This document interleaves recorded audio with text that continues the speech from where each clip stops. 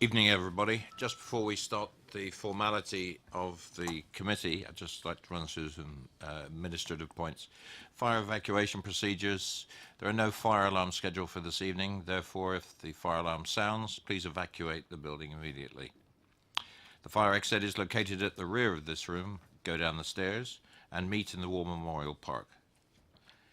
Please note the meeting is being webcast live on the internet, and that's confirmed, and it will be published on YouTube after the meeting. Mobile phones, could I ask all members and the public switch their phones off or turn to silent, please. Thank you. For the benefit of the members of the public attending, this isn't for your benefit, but it's 18:30 and I'll formally start the committee. I'd like to explain who everybody is around the table. My name is Councillor Paul Miller, and I am the chairman of this committee. Down the sides of the table, to my left and right, are councillors who sit on this committee and who will be making the decisions on the applications before us tonight. Immediately to my left and right are the officers who will be advising councillors.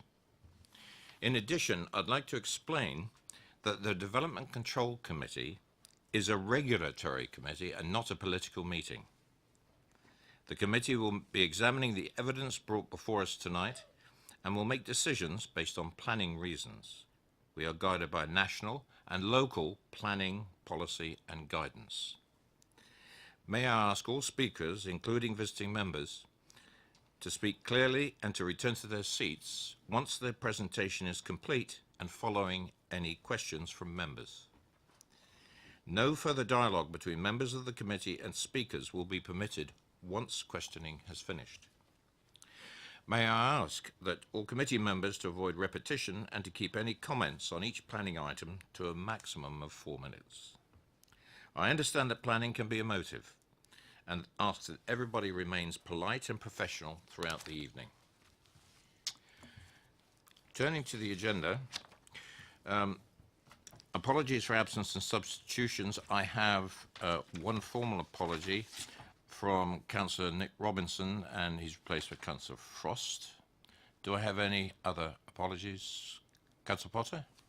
Sorry, Chair, if we haven't notified you properly, Councillor Harvey's apologies being replaced by Councillor Grant. Am I right?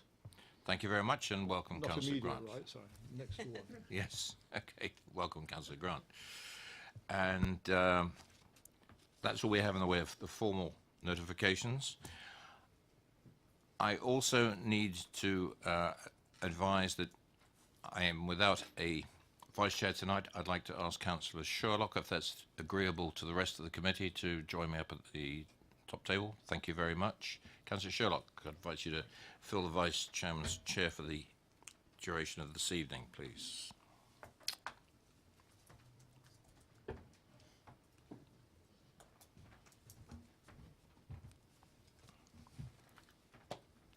Do we have any declarations of interest? Councillor Byrne. Item 5, Chair. I shall be speaking as a visiting ward councillor rather than as a member of the committee. Thank you for that, and duly noted. There are no urgent matters this evening, and the minutes of the meeting held on the 13th of June will be approved at the Development Control Committee on the 11th of July. And that's because we held that last week. It's quite a short time to get that rather lengthy meeting down formally in minutes, and I appreciate the chuckles. Thank you. It's over. Move on to applications for planning permission and public participation. Could I ask David Gregory and Ian Lassiter to come forward, please? I've been advised by the applicant and his agent that they will in fact not be speaking this evening. They will be available for questions from members after the introduction of the application. Thank you, officers. Thank you, Chair. This is an application, as you say, for Hockey's Hole in Well Street in Berkeley. It's an application for the erection of one zero-carbon three-bed dwelling with associated pergola, PV panels, decking, landscaping and retention of the existing building on the site as a sculptor studio, and also includes the removal of the existing mobile home at the site. The application is before committee with a recommendation for approval, and is also before committee because it is actually a departure from the local plan. The recommendation for approval is made with regard to para 55 of the National Planning Policy Framework, and that requires, if you like, assessment of the scheme as an exceptional piece of architecture with regard to the technology involved and the environmental impacts of the proposal. This particular scheme, whilst also being architecturally of merit, is also particularly clever in the way it uses the particular site upon which it's located, the water which is issued from the spring at the site, a particular temperature, and also airflows around the site in helping to cool and monitor and regulate the temperature of the scheme. Also sort of certain architectural features such as the fins to the frontage and things like that. So the combination of these technologies with the architectural merits of the site and its particular relationship to the site and its reaching over the water and things like that is felt to comply with para 55, hence the officer's recommendation. Thank you very much. Now, yes, go right ahead. Do apologise. There's also an update with regard to the paper which just reflects the final comments of the biodiversity officer and provides 3 additional conditions which aren't on your order paper, and an additional informative with regard to, if you like, how those conditions might be addressed. Bearing in mind the comments in the update, I do give you the opportunity, gentlemen, if you do want to speak at all. Nope. Everything's in the report. Okay. Members, everything's in the report. You have the opportunity to speak to the applicants and the agents. I give you that opportunity now. Councillor Potter. Trying to find something which is worthy of comment, really, and I noticed in amongst the report, obviously there are just the observations of the Berkeley Parish Council, although no overall objection, obviously, to the proposal, just talking about possibly some access issues and construction traffic management issues. And I know a lot of this can be contained in conditions, but you're content that any of those concerns can be overcome, I guess. Is that right? Yes, Councillor, that's quite right. It's an existing access which will be modified, slightly improved, and the local highway authority doesn't have an issue with those at all. Councillor Frost. Thank you, Chair. I just have one question on the additional conditions on the update paper. Could you please explain and give us some detail about how you plan to mitigate the overshadowing of the watercourse by the buildings, please? Well, the building itself is raised above the water by a certain amount, and think of it a bit like the underside of a bridge on a river. There's reflection from the water to the underside of the structure, and the underside of the structure may be reflective in itself, because it's not black. And so, though the light levels diminish, the thickness or the width of the building is such that you'll get a shading effect, but it's not as if it's a hard cut-off in terms of that. The building is located on part of the pond which is disturbed a great deal by the movement of water coming up from below. If you see it, it's moving. And so it's a little different. I'm not a biodiversity expert, but it's a little different from a place where leaves have landed and debris have landed, and there's a difference to the bed of the river, the bed of the pond. So the impact on that area is going to be very relatively minor, very minimal. I'm not sure if that answers your point. So that just like a tree that's overshadowing a piece of pond, there is some shade from the building, but it's in a very small part of the pond. The overall pond area is about 1,300 square metres, and the actual patch that we're covering is, I can't remember the figure now, but it's something like 15 metres or so. It's not, proportionally, it's quite small.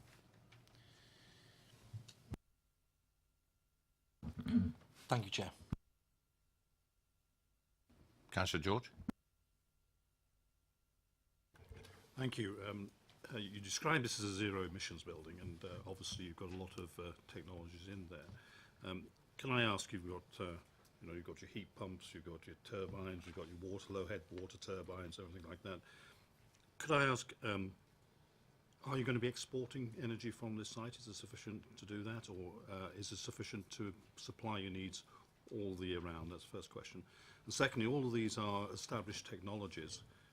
Is it the combination of them you consider to be innovative, or is there anything particularly innovative in any of those technologies you're using? Thank you. Yes, well, to answer the second point first, yes, there is a combination here.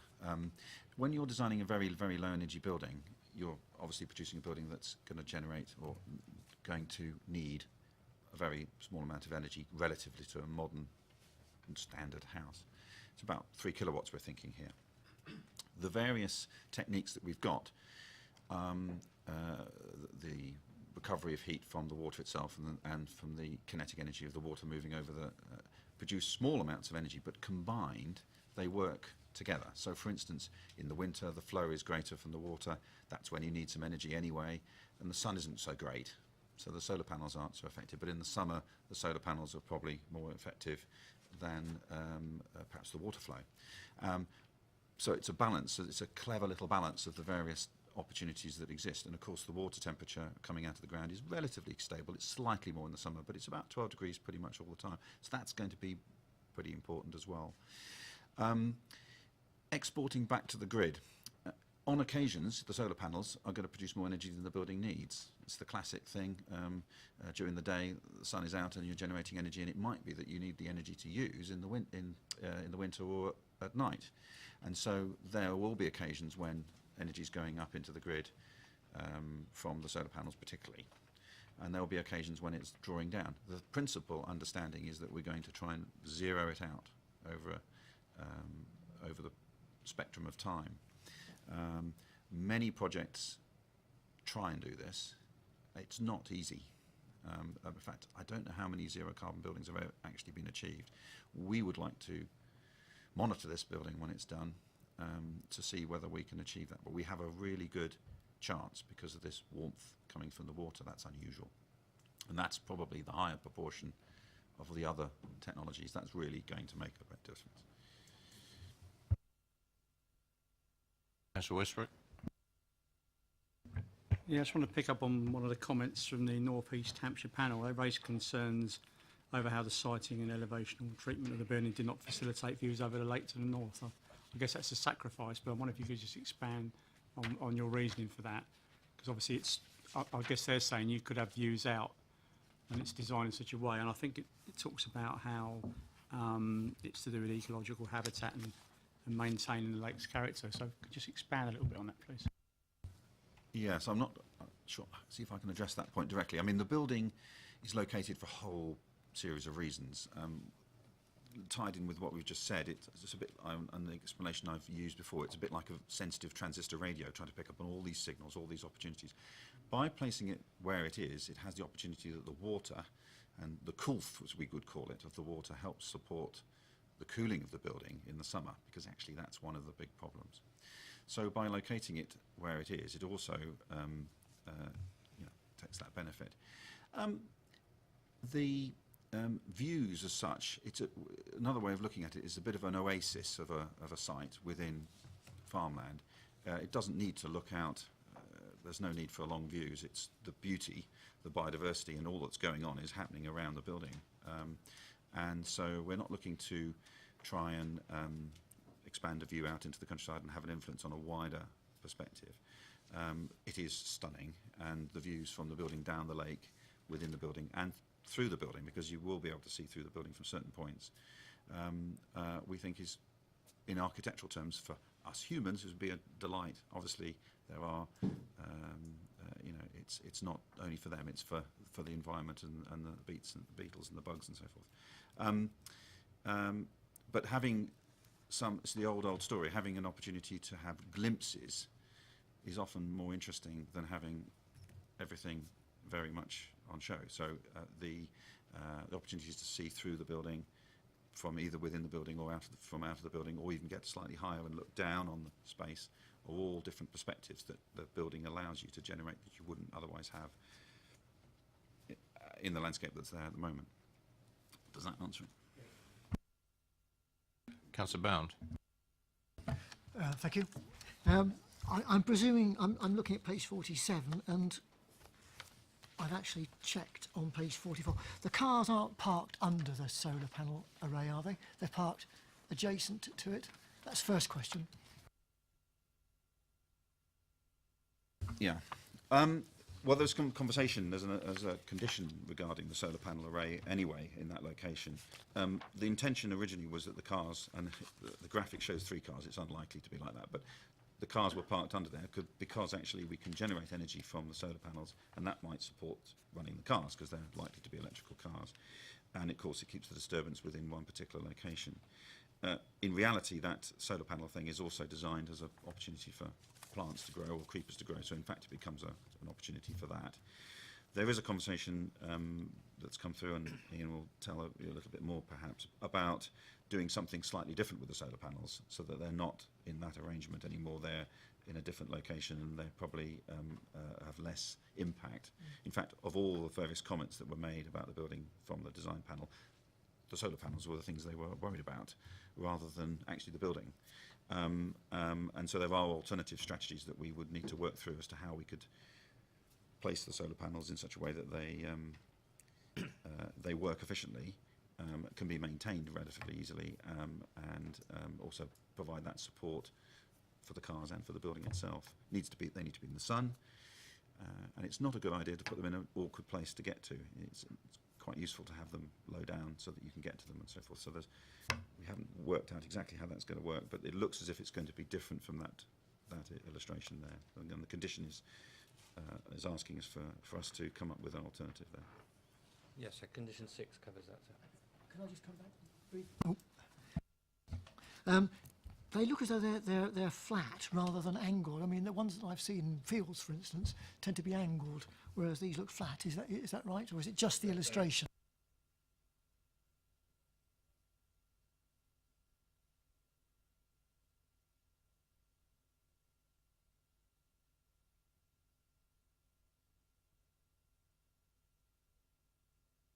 Microphone, please, gentlemen. I don't know if people heard that, but the optimum angle today is different from, it's very steep today because the sun is, or shallow actually because the sun is high in the sky. But you can design solar panels that can follow the sun, and that means that we don't need quite so many solar panels. So that's one of the things we're looking at. But yes, there is an optimum angle for the solar panel, and it's much better that it's pointing directly with this greatest surface area towards the sun at any given time. And that's why I was trying to talk about the cleverness of the design. You're trying to get the energy, optimum energy for this building is subtle. And we might have a situation where the solar panels change during the season in their angle. Little control units can do that.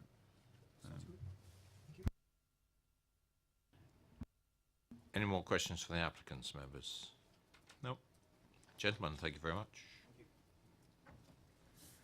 There are no other speakers, so members, questions to officers, please, if you have any.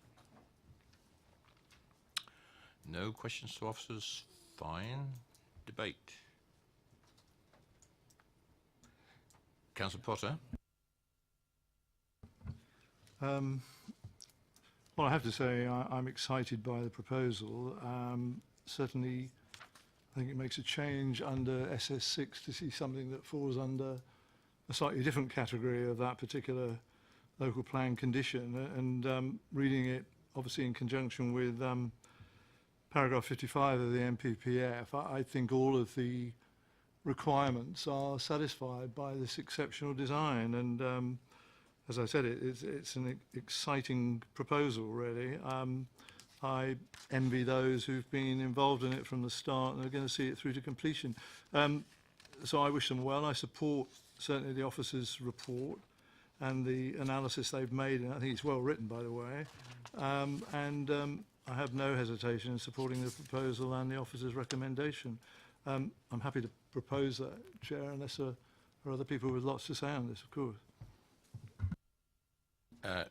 Councillor Frost first, followed by Councillor Bound, Westbrook. Thank you very much, Chair. I have to say, I thought the report, which I read last night as the sub, was very comprehensive. Thank you very much for the information that was put in there. Like Councillor Potter, I too am very excited about this. I think, you know, it's very innovative. I like the idea of zero carbon houses. And I can't wait to actually see this development up and running, to be fair. I only hope that once it's finished, we actually get an invite to actually have a look around it and to see the innovations as they happen. You know, looking at section 55 of the NPPF, I think, you know, like Councillor Potter, even though I'm always very reticent to agree with Councillor Potter most times apart from DC, you know, I think this is a classic. I think this is a classic scenario, ideally written in, you know, which this paragraph of the NPPF was written for. I have no hesitation in seconding, you know, Councillor Potter's motion. Thank you. Noted. Councillor Bound, do you wish to add anything? Not now, thank you. Councillor Westbrook? Yeah, I just wanted to say quickly, I also agree what a wonderful report it is, really, because, I mean, it's sitting reading it, you can picture yourself inside it, really, and I think that was very strong within the report. The fact that we hear words like truly outstanding, which is quite rare to have that in, and obviously it is a departure from the local plan, and obviously the NPPF picks it up, and obviously I'm in support of it as well. Yeah, I'd just like to add and echo everything that's been said here this evening. I would use this, again, would love to see it when it's completed, but it strikes me that this could be, certainly for our district, an exemplar of the way we move forward with low carbon properties, and it's capturing several technologies, and let's hope we can see more of this in the future. Right, it's been formally proposed and seconded for approval. All those in favour?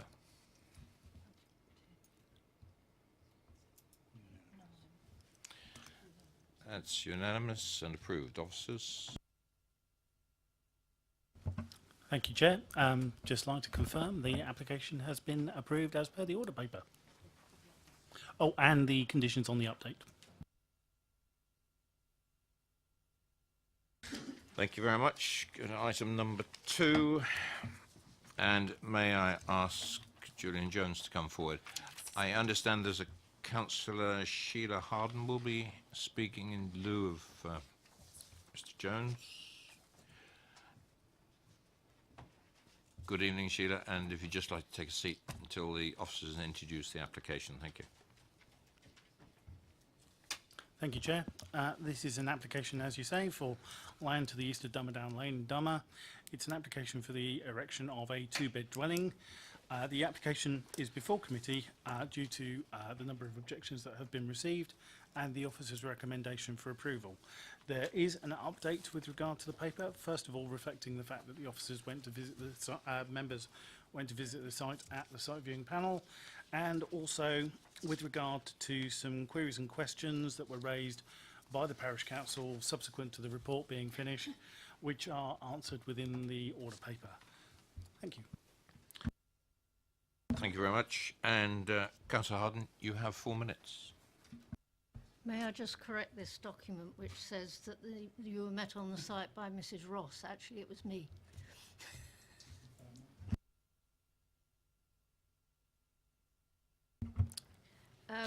In spite of adaptations to the plans, which reduce the size of the property, Dunmow Parish Council is still opposed to this development. I will briefly list our objections for people who are watching.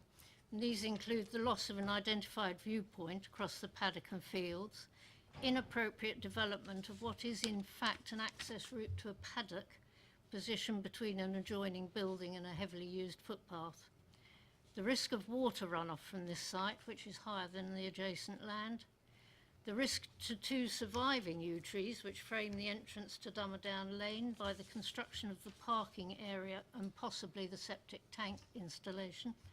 The third tree is already dead. The view of the proposed property from the street and the overlooking problem for Rowan House, which is adjacent, and the displacement of farm-type traffic accessing the paddock.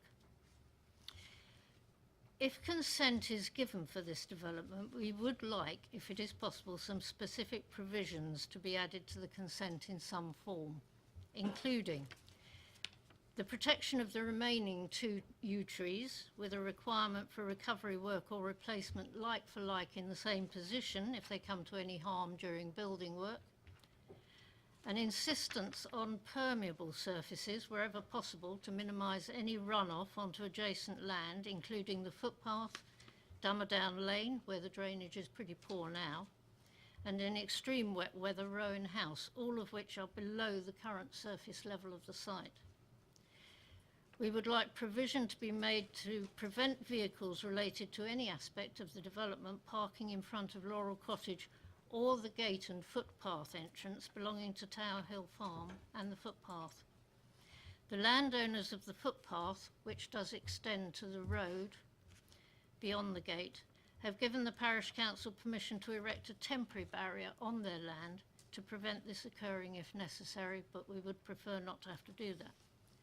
That any requirement to close the footpath, for example for tree felling, be notified to the Parish Council and the landowner in advance, and notices giving the dates, times and length of the closure be posted at both ends of the footpath. These closures will be monitored closely by the Parish Council on behalf of the many residents in the area who use the footpath regularly.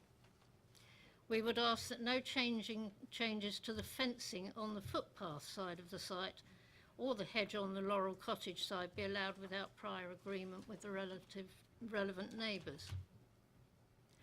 Finally, and this is perhaps not relevant to this particular application so much, but the Parish Council also intends to monitor closely the movement of vehicles to and from the paddock when access is no longer available through the current entrance, as it is the view of the Parish Council that moving this access to a very narrow part of the road further south represents an additional hazard to walkers, cyclists and horse riders who use this road regularly.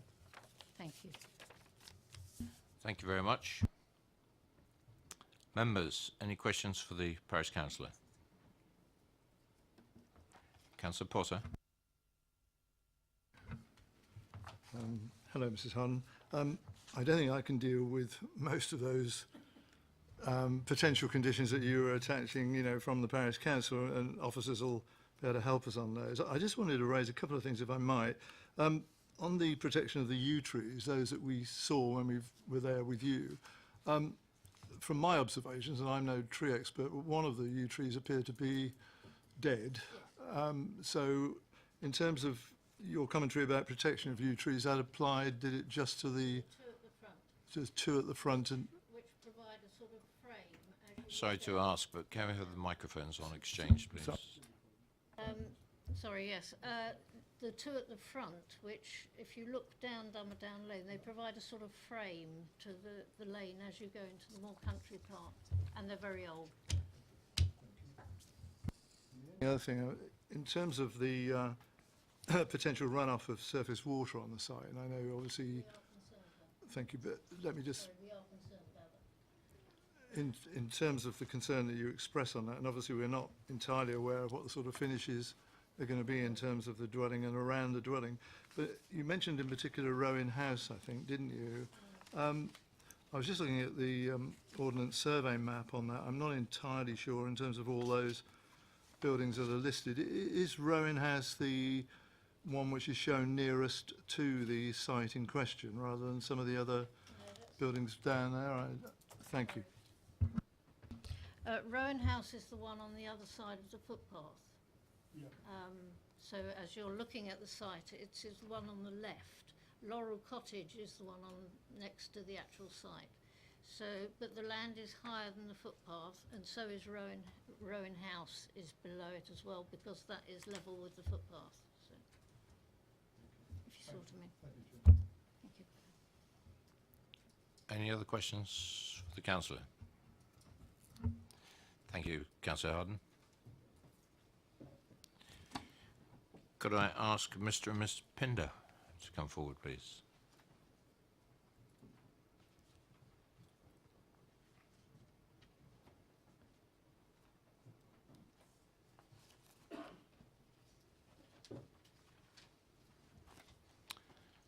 Mrs. Pinder? No, it's all right. It's on the stand with the microphone. Could you pop your microphone on? Just that big silver button at the bottom. That's it. You have 4 minutes. Thank you. First of all, apologies. My husband was supposed to be here and he's delayed on a train, so I am making this speech completely unprepared, so if it's a little bit disjointed, apologies. Yeah, we are the occupants of Laurel Cottage, which is the property directly to the south of the proposed site. And I guess the key things, whilst we have never really had major objections to homes being built, infill in the village, the specific design and siting of this dwelling is going to have a significant impact to our enjoyment of our home, our property, and our privacy. The very fact that there are 3 parking spaces provided and therefore will set the property quite significantly far back does mean that the entire back of the property, because it's positioned on its side, will be running adjacent, very close to our property boundary, and a big picture window. Granted, has now had concessions that it's going to be glazed. From a design perspective, I do question that as well. It's going to entirely overlook our garden. It's going to have, I think, a significant impact of our enjoyment and our home and our privacy with our 3 children. And not only that, I feel that given the size of the plot and the size of a proposed 2-bed dwelling is misleading. If you look at the proposed footprint of this house and you look at other standards for property sizes, this could actually be a 5-bedroom property. Given that it is positioned on its side and set so far back, you probably could appreciate why, from a personal level, we object to this application. Notwithstanding that as well, we have to also bear in mind this is a conservation area and it's an area to be protected. We don't have particular concerns over the design of the property. We think it's attractive, but just the ill-considered way in which it's sited in a relatively small plot with significant overdevelopment. We have to consider this within the context of a village and the very outskirts of the village. We are almost on the edge of the village here, and properties aren't so closely sited, and we enjoy at the moment a fairly rural countryside setting. So that are our key objections to this application. Thank you very much. I have to say it was quite a well-structured little speech for 3 minutes. Well done. Any questions to the speaker? Members, Councillor Potter. Hello. Oh, sorry. Just in terms of the overlooking, obviously I went on the site visit and so obviously saw on site exactly what the problems might be. Just to confirm, if I might, in terms of the window that you're most concerned about, obviously, which is going to provide light to the stairwell of the new property, I mean, it is just that. It's going to be a stairwell window, so it'll be for people moving up and down rather than anybody in a sedentary position. And as I saw the elevation of your property, there was, I think, one small window on the side rather than any fenestration on that elevation. So it's more the overlooking of the garden area that concerns you, really, is it, rather than looking into your property? I think so. I think it's both. I think I don't know whether you didn't see the very large picture window that we have on the back of our property, and also the whole of the garden. I think it's really arguable that the fact that yes, you know, it's a window for to provide light to a property along a stairwell, but still you're going to have people moving around, and given that is a very big window, I strongly object to the fact that it wouldn't be overlooking our property and significantly impact our enjoyment of that property.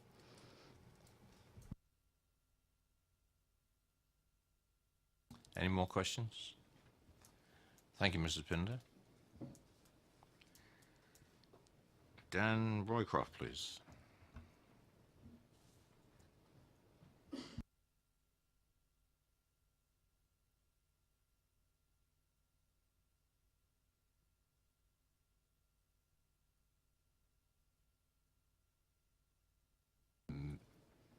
Mr. Roycroft, plus... If you'd like to introduce him formally, please, and then for the record. Yeah, sure. Microphone.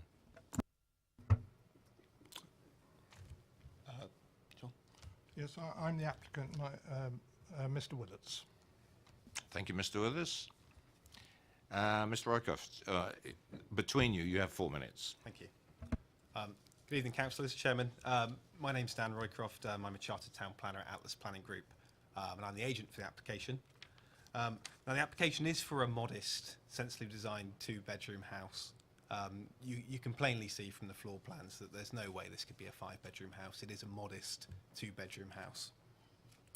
Now, the applicants have lived in the village for over 40 years and have been active members of the local community. And given this, they felt strongly throughout the design process and the planning application process that the proposal should be of the highest quality. Now, this desire is demonstrated in the submitted drawings and the detailing of the building. The home will be of a traditional exposed oak-framed construction under a plain clay tile roof. The panels between the oak frame will be infilled with brickwork laid in a Flemish bond, and under those under the window openings will be laid in a herringbone pattern. Further architectural interest will be added through the inclusion of a brick plinth, Flemish bond brickwork elevations, external chimney stack and small pitched dormers. Internally, the new home has also been carefully designed to ensure that it's to Lifetone home standard, incorporating a lift suitable for wheelchairs and functional living space suitable for disabled or able-bodied persons alike. There is an acute lack of this type of accommodation in the area currently. Now, any impact on the character and appearance of the area is of course a significant consideration in the application, and the sensitive design has worked to ensure that the proposal will constitute an in-keeping and high-quality addition to the area.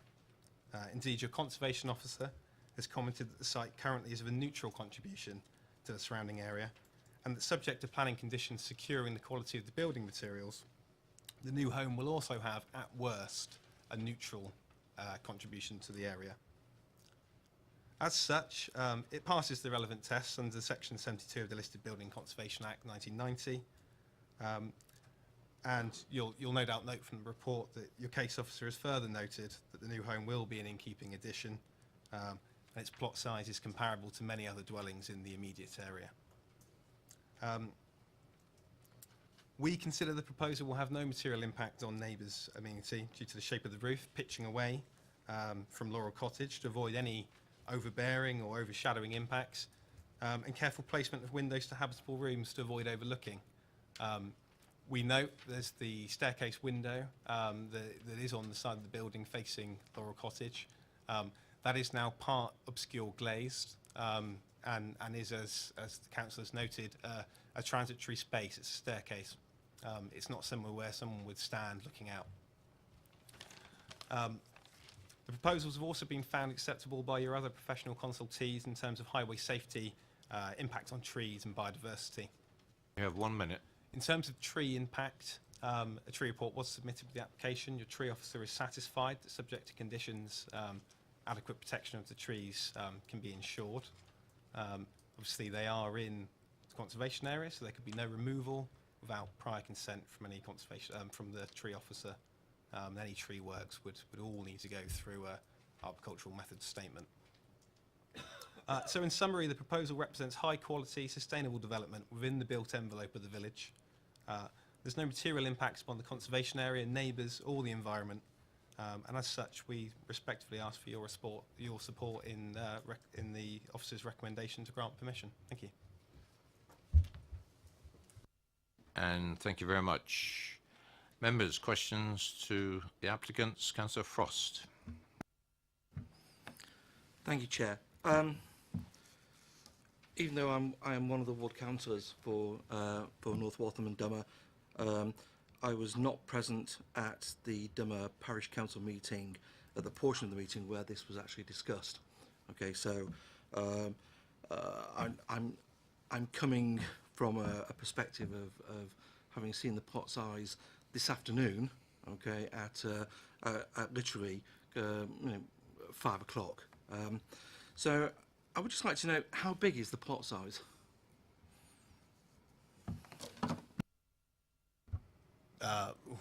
Offhand, I would struggle to give you a number.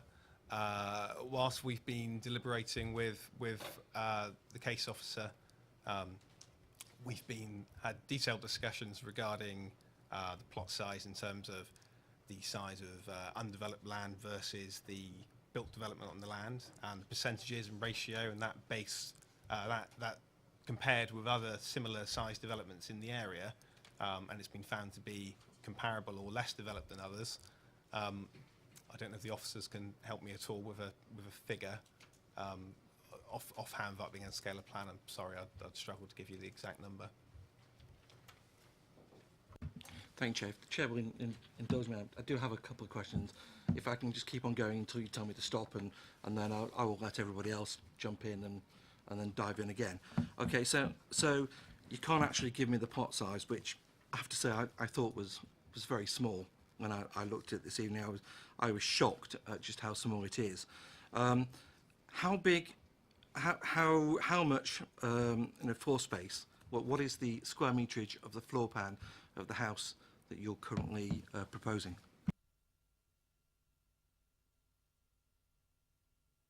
Not accurately, anyway. It's I don't have. I would normally scale it off the architectural plans. 11.3 metres by 6.9, I think.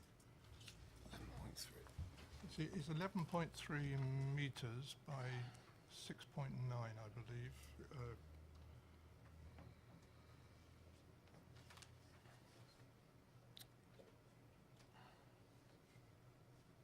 Sorry, bear with me.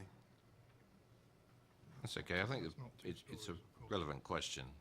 I think we're trying to determine the ratio here between the plot size and the size of the structure. So that would give us 77 square metres. Obviously, due to the way the roof slopes, the upstairs is 105. it's a fair. So we probably just over 100, 105, 110 square metres, I'd suggest. Obviously, that's not an accurate measurement. We'd have to scale a plan and come back to you. Any other questions, Councillor? And we could return to this particular one.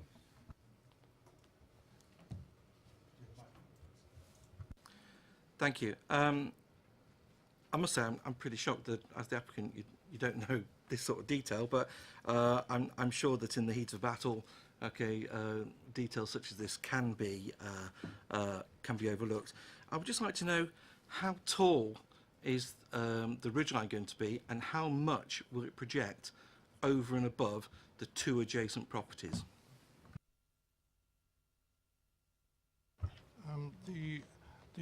The ridge height of the proposal is lower than Rowan House, and I think it's 0.4 of a metre higher than a Laurel Cottage. It's about 0.6 or 0.8 or even a metre lower than a Rowan House.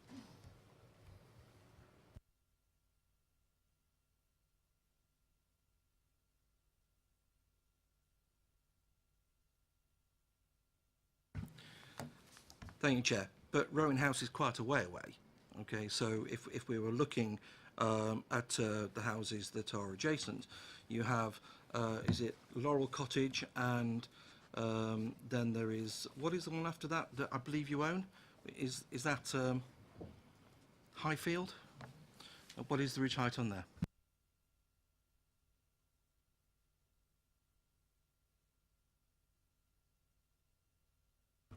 The ridge height on Highfields, and this is from memory, I don't know, it's higher than Laurel Cottage.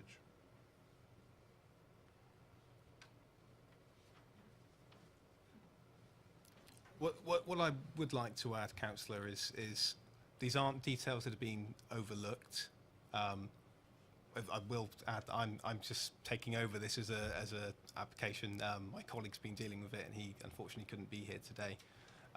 But these are details that I know have been with statistics, ratios, percentages, figures, topographic surveys, section drawings, street scene drawings, have been going through detailed back and forwards with the case officers where they've been assessing this. So this isn't something that's been overlooked and we haven't talked about. I appreciate that may be the case, but you know, this is your one big time to actually come here and you know, come to the committee for approval. So you know, I have to say that I appreciate that you've picked up the brief at the very last minute, as have I. Okay, I picked up my papers last night. Okay, and yet I seem to be fully briefed. I'm just a little disappointed that you know you don't necessarily seem to be so. I'll come on to more questions later. Thank you, Chair. We're still gathering the information you requested. Councillor George? Thank you, Chair. Picking up this point of the impact on the footpaths and things like that, a number of issues have been raised there, but just picking up on the flooding, does this footpath flood fairly regularly at the moment, or not? And what proposals have you got into place to protect that from surface runoff? Thank you. To my understanding, the footpath becomes sticky in the winter like every other footpath in the area because it's grass. It doesn't have any flood or likely flood from the proposal in the area that the house is going to be sited. Further down the field, there is, I think, a lot more water that runs down, but that's off a field and nothing to do with this application. And the level of the house is actually going to be probably lower than the footpath because it's on a slope and it's been set down into the ground by a small margin. But I wouldn't like to be certain about that because I'm no expert on it. I'm sorry.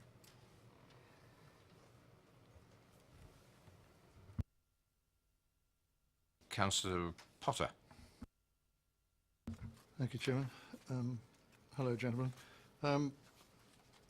Dealing first, if I may, really, in regard to some of the dimensions that are being talked about this evening, and obviously when it comes down to it, it's a question of proportion of the site that the dwelling occupies vis-à-vis the overall site size, isn't it? But we're helped by the fact that the report says the rear garden is 9.9 metres, just under 10 metres, so you can get some idea of the dimensions as to the rear boundary. Obviously, you'd agree with that, I guess.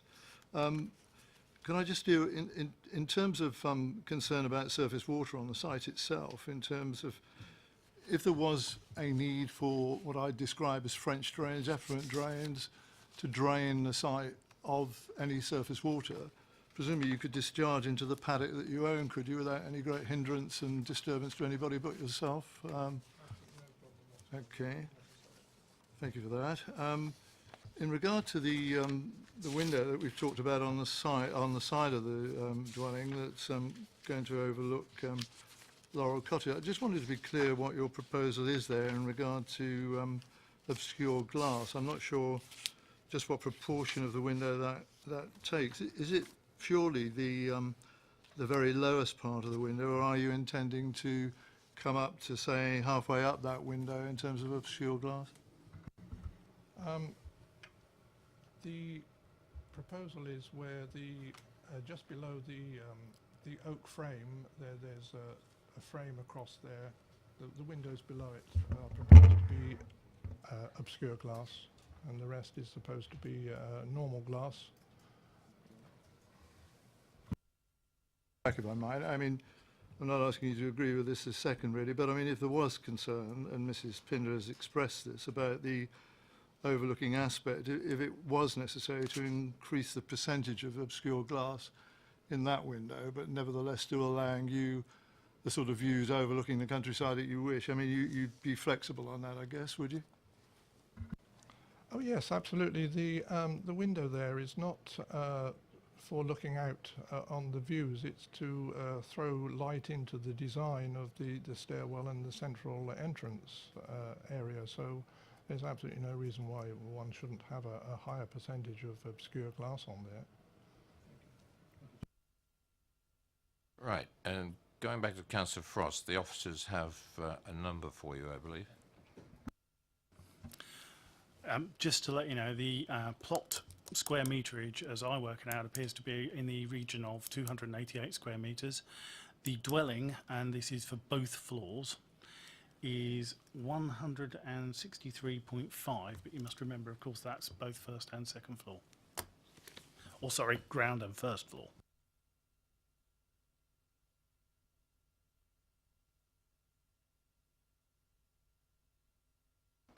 Bearing that in mind, Councillor Frost, do you want to proceed with your question to the applicants?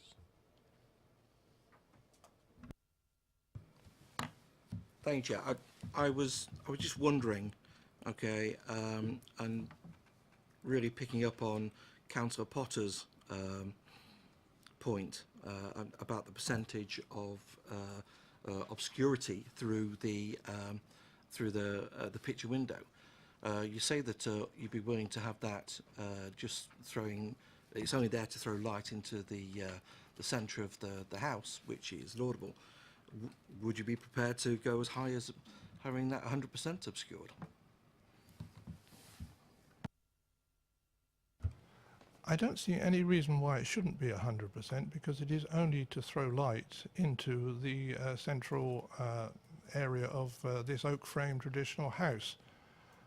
However, the understanding I have from planning, and this is through the case officers and everything else, is that it's a non-habitable area, and therefore it was perfectly acceptable to put in clear glass. But there's absolutely no reason why that percentage shouldn't go very high.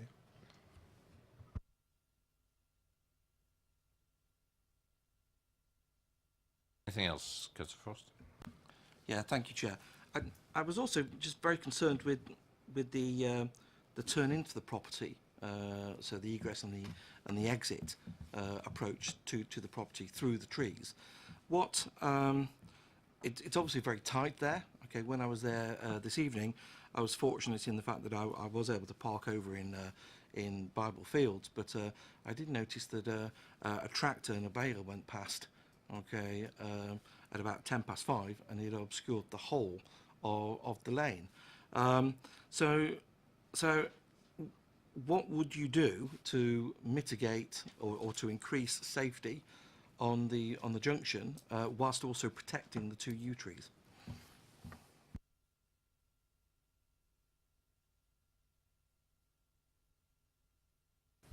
The Do you mean in general once the house is built, Councillor, or during construction?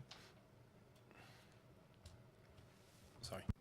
To be fair, if we take the construction first and then look at the post-construction after, that would be great.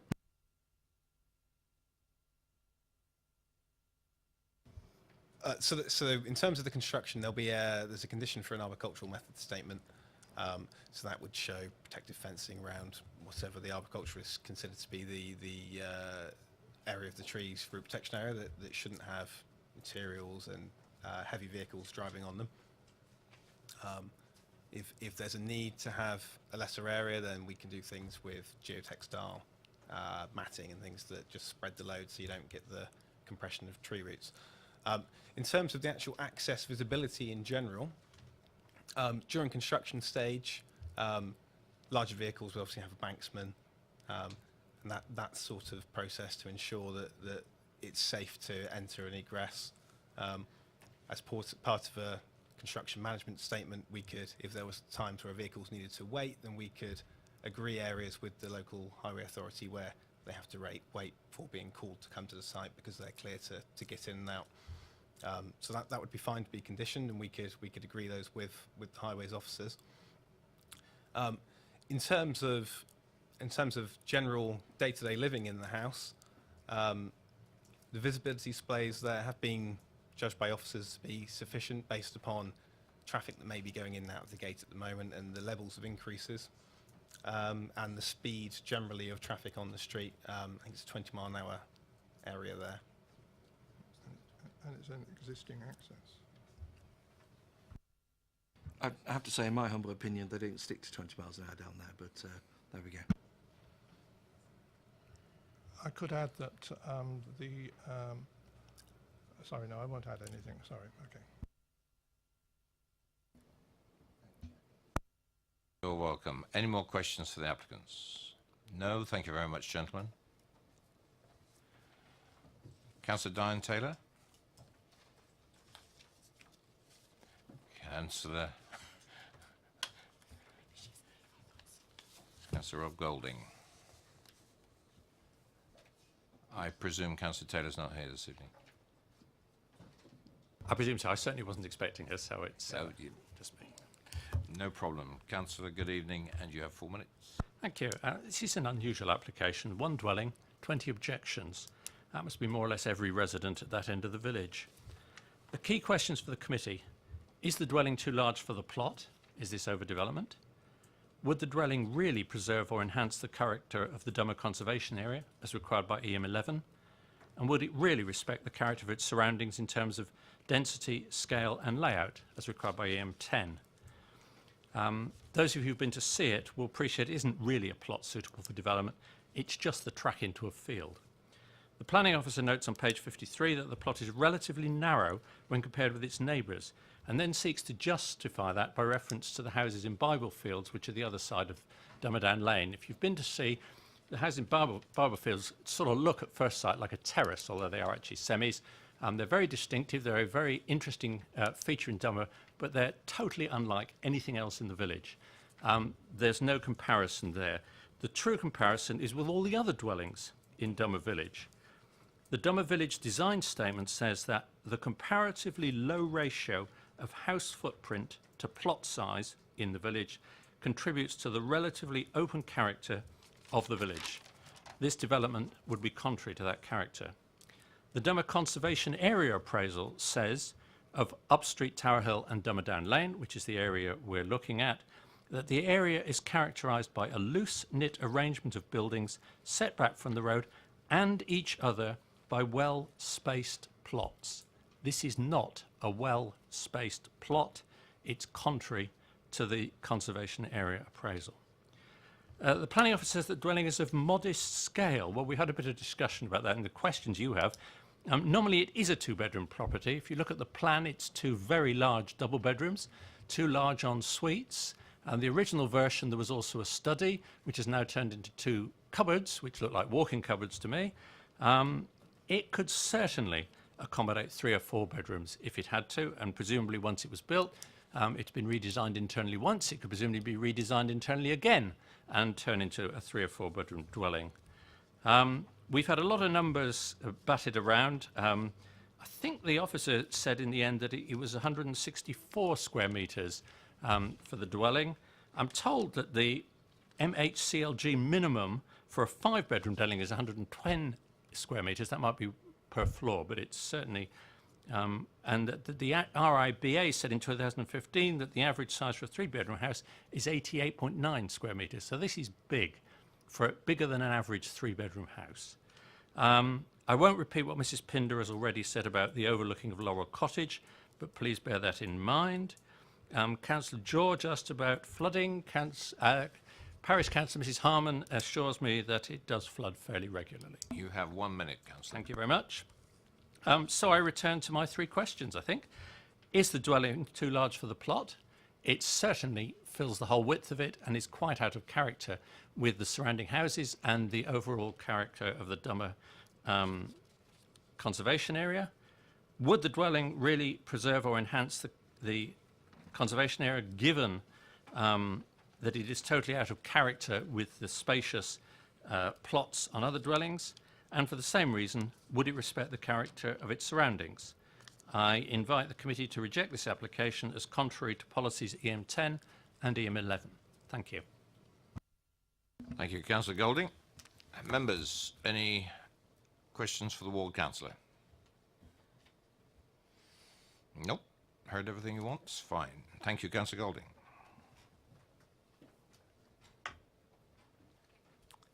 Members, questions to officers? Councillor Westbrook. Yeah, thanks, Chair. Councillor Potter briefly touched on the amenity space of 9.9 metres. Can you just confirm that our supplementary plan document, I think it says recommends 10. So does that mean we're talking about a difference of 4 inches here? Is that right? That's right, Councillor Westbrook. The standard in the SPD is for 10 metres. This is 0.1 of a metre below that. 10 centimetres, in other words. Another question about this. Been a lot of mention, we heard from Councillor Golding about the conservation area. The report talks in 2 points by the conservation area has got no objection, but it mentions about the proposed dwelling as being of appropriate scale and design, and also says that the dwelling would not result in harm to the setting of the heritage assets of the character of the conservation area. So I'm guessing our conservation officer's view of it is that it isn't an issue and it is not an overdevelopment of the site because of appropriate scale and design. Is that correct? That is reflected in his comments, absolutely. Councillor Bound. Thank you, Chair. Could the officers tell me perhaps what are the distances from the side walls to the boundaries of the site? It looks fairly substantial on the site plan, but I don't know what they are.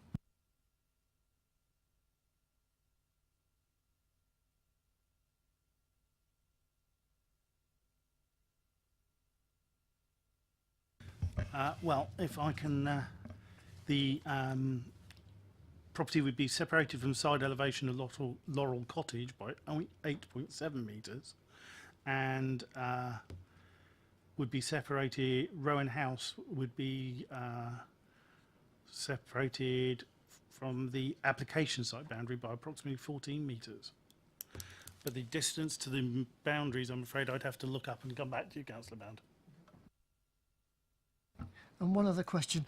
There's a it seems to me, I mean, I didn't go on the site visit, but there looks to be a garage between the proposal and Laurel House. I mean, what sort of height is that garage? Do we know? It's a single-storey structure. If you can bring the photographs up, perfect. That's it there. The elongated structure that you can see along the side there is the garage to Laurel Cottage.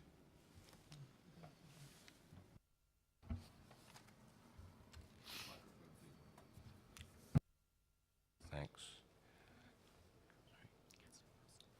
Oh, Councillor Frost again. Thank you, Chair.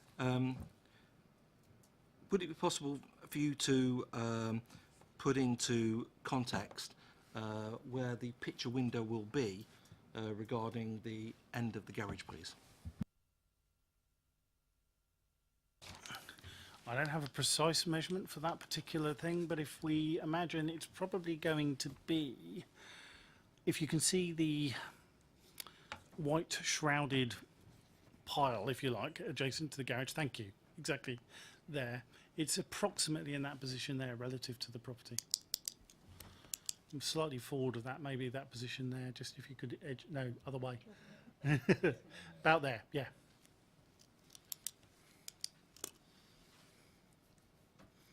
So if you look on page 66, it's...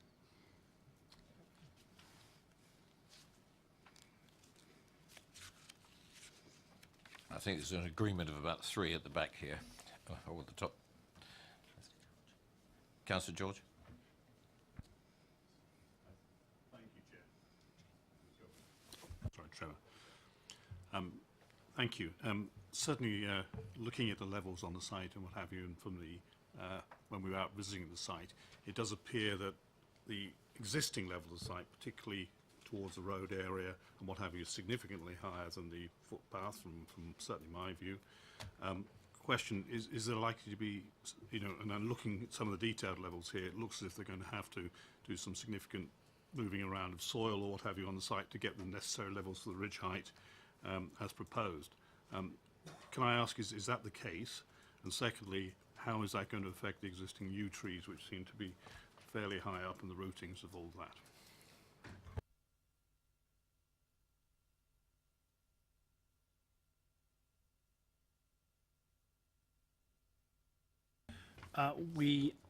It would be perfectly reasonable to put it in a levels condition in if we were concerned in that regard.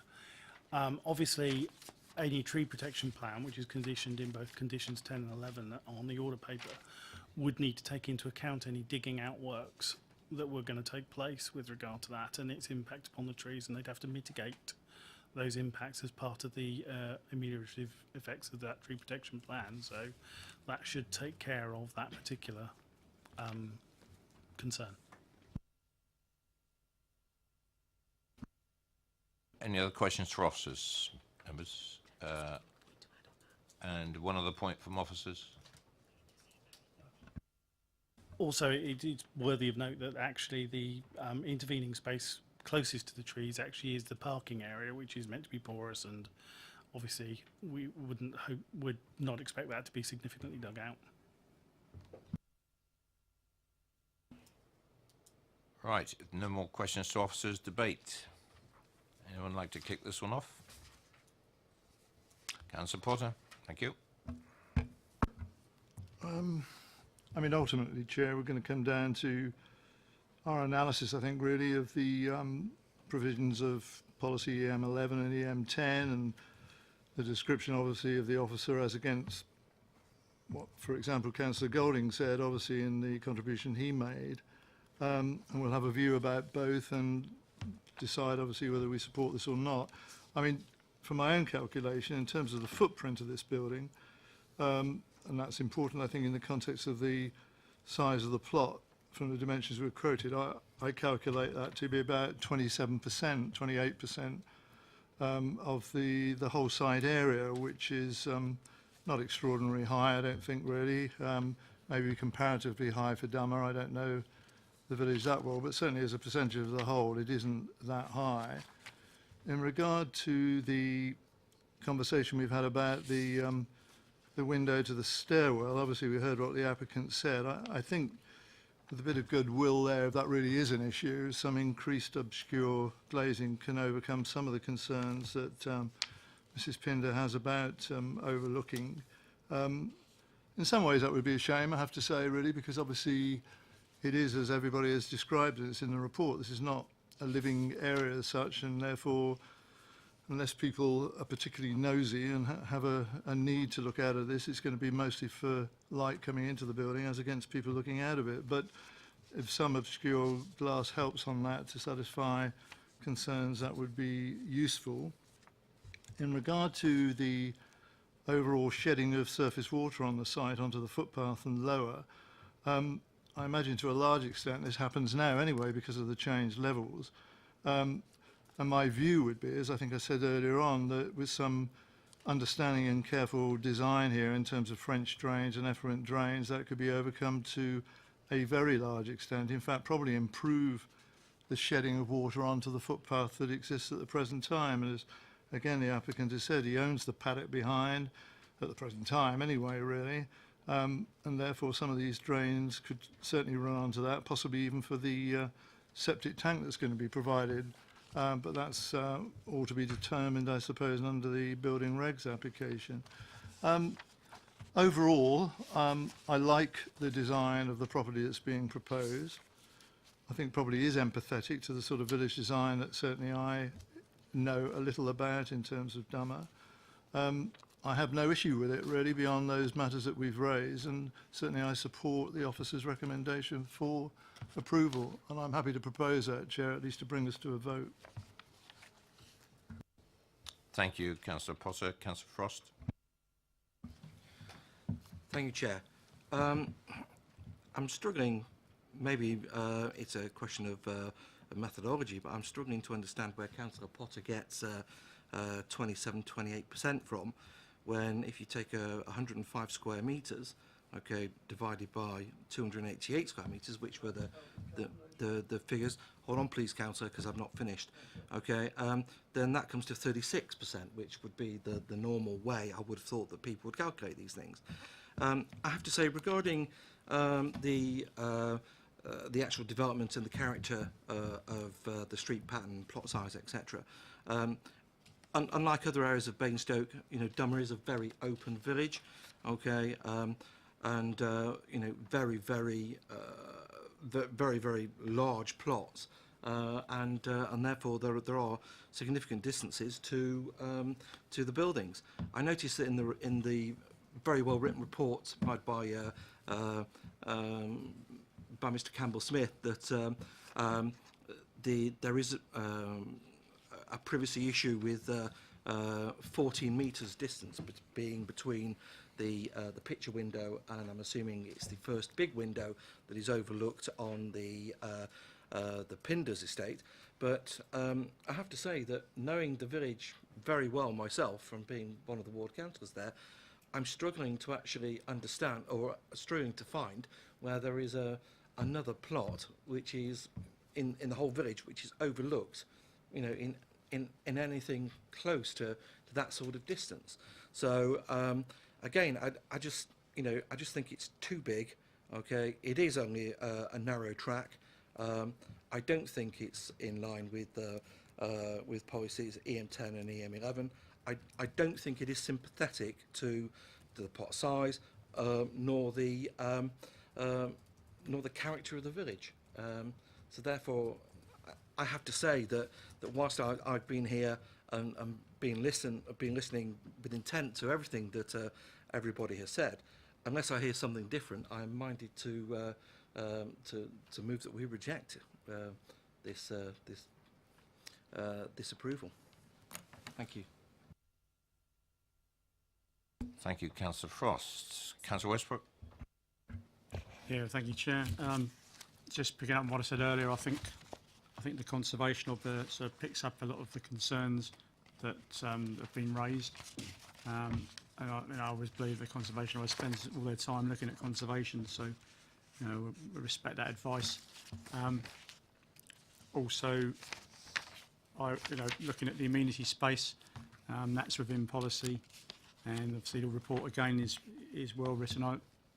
Having been on the viewing panel, saw the hedge, the garage next door, the windows that are on the adjacent property.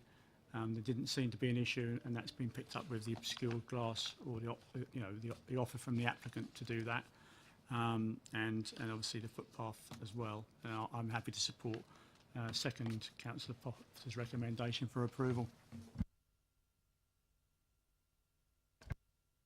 Thank you very much, Councillor Potter. I only wanted to come back in terms of my calculation, which Councillor Frost may be right on. I mean, his mathematical skills are far better than mine, but in terms of the overall size of the site itself, which I calculated from what officers were telling me was about 288 square metres, and I'm working on the footprint of the dwelling. I mean, the fact that it's 2 stories of the same dimension is, by the way, the footprint, I calculate, comes out at about 81 square metres. So 81 as a percentage of 288 comes out, in my view, about 27-28%. That was my calculation. No more complicated than that, really, Chair. Councillor Frost, and I'm not continuing this back and forth. Thank you, Chair. Thank you very much for the clarification, Councillor Potter. But the applicant did actually say that the ground floor was 105 square metres, just as a point of clarification. But whether it's 105 square, well, that was the number that was given by the applicant themselves. So rather than actually looking at very small plans, okay, that I didn't actually have any distance and any measurements on, I thought it best to actually ask the question. So those are the actual clarification.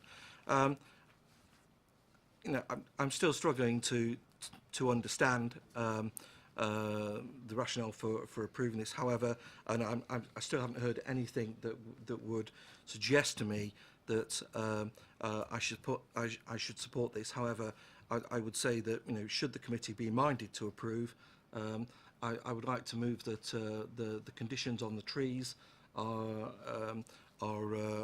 put in place to protect those two yew trees at the beginning. I'd also like a restriction on the glazing, so that's obscured 100%. Okay, because the light it's not a window for looking out of. And also I'd like the Bible Fields restriction parking also put in as a restriction. However, I still haven't heard anything to really change my mind, unfortunately. Thank you. Thank you. Without going into numbers, page 66, the plots, the site plan gives you, if you can, the lines are fairly faint, but I think it gives a good idea of the outline of the property in relation to the plot. And I think that's the best way to interpret it. And we can all make our own judgment from that. Okay, what I have is a proposer and seconder for approval. All those in favour of approval?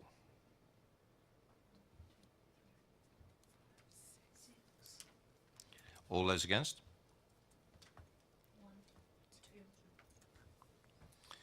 That is carried. Officers? Could I just ask whether members wanted additional conditions regarding the obscure glazing and levels to be added to the permission? Yes, please. And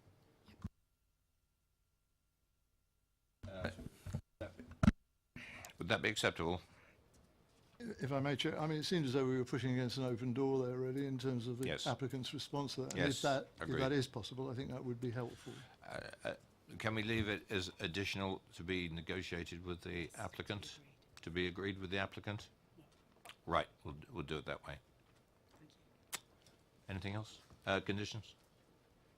As per the order paper? Conditions as per, yes, thank you. So, thank you, Chair. The application is approved as per the order paper with additional conditions with regard to the degree of obscure glazing of the window to the side elevation facing south towards Laurel Cottage. A drainage condition, I think, to sort out land, water from the site, and a levels condition to ensure built levels. Fine, thank you very much. Move on to item number 3.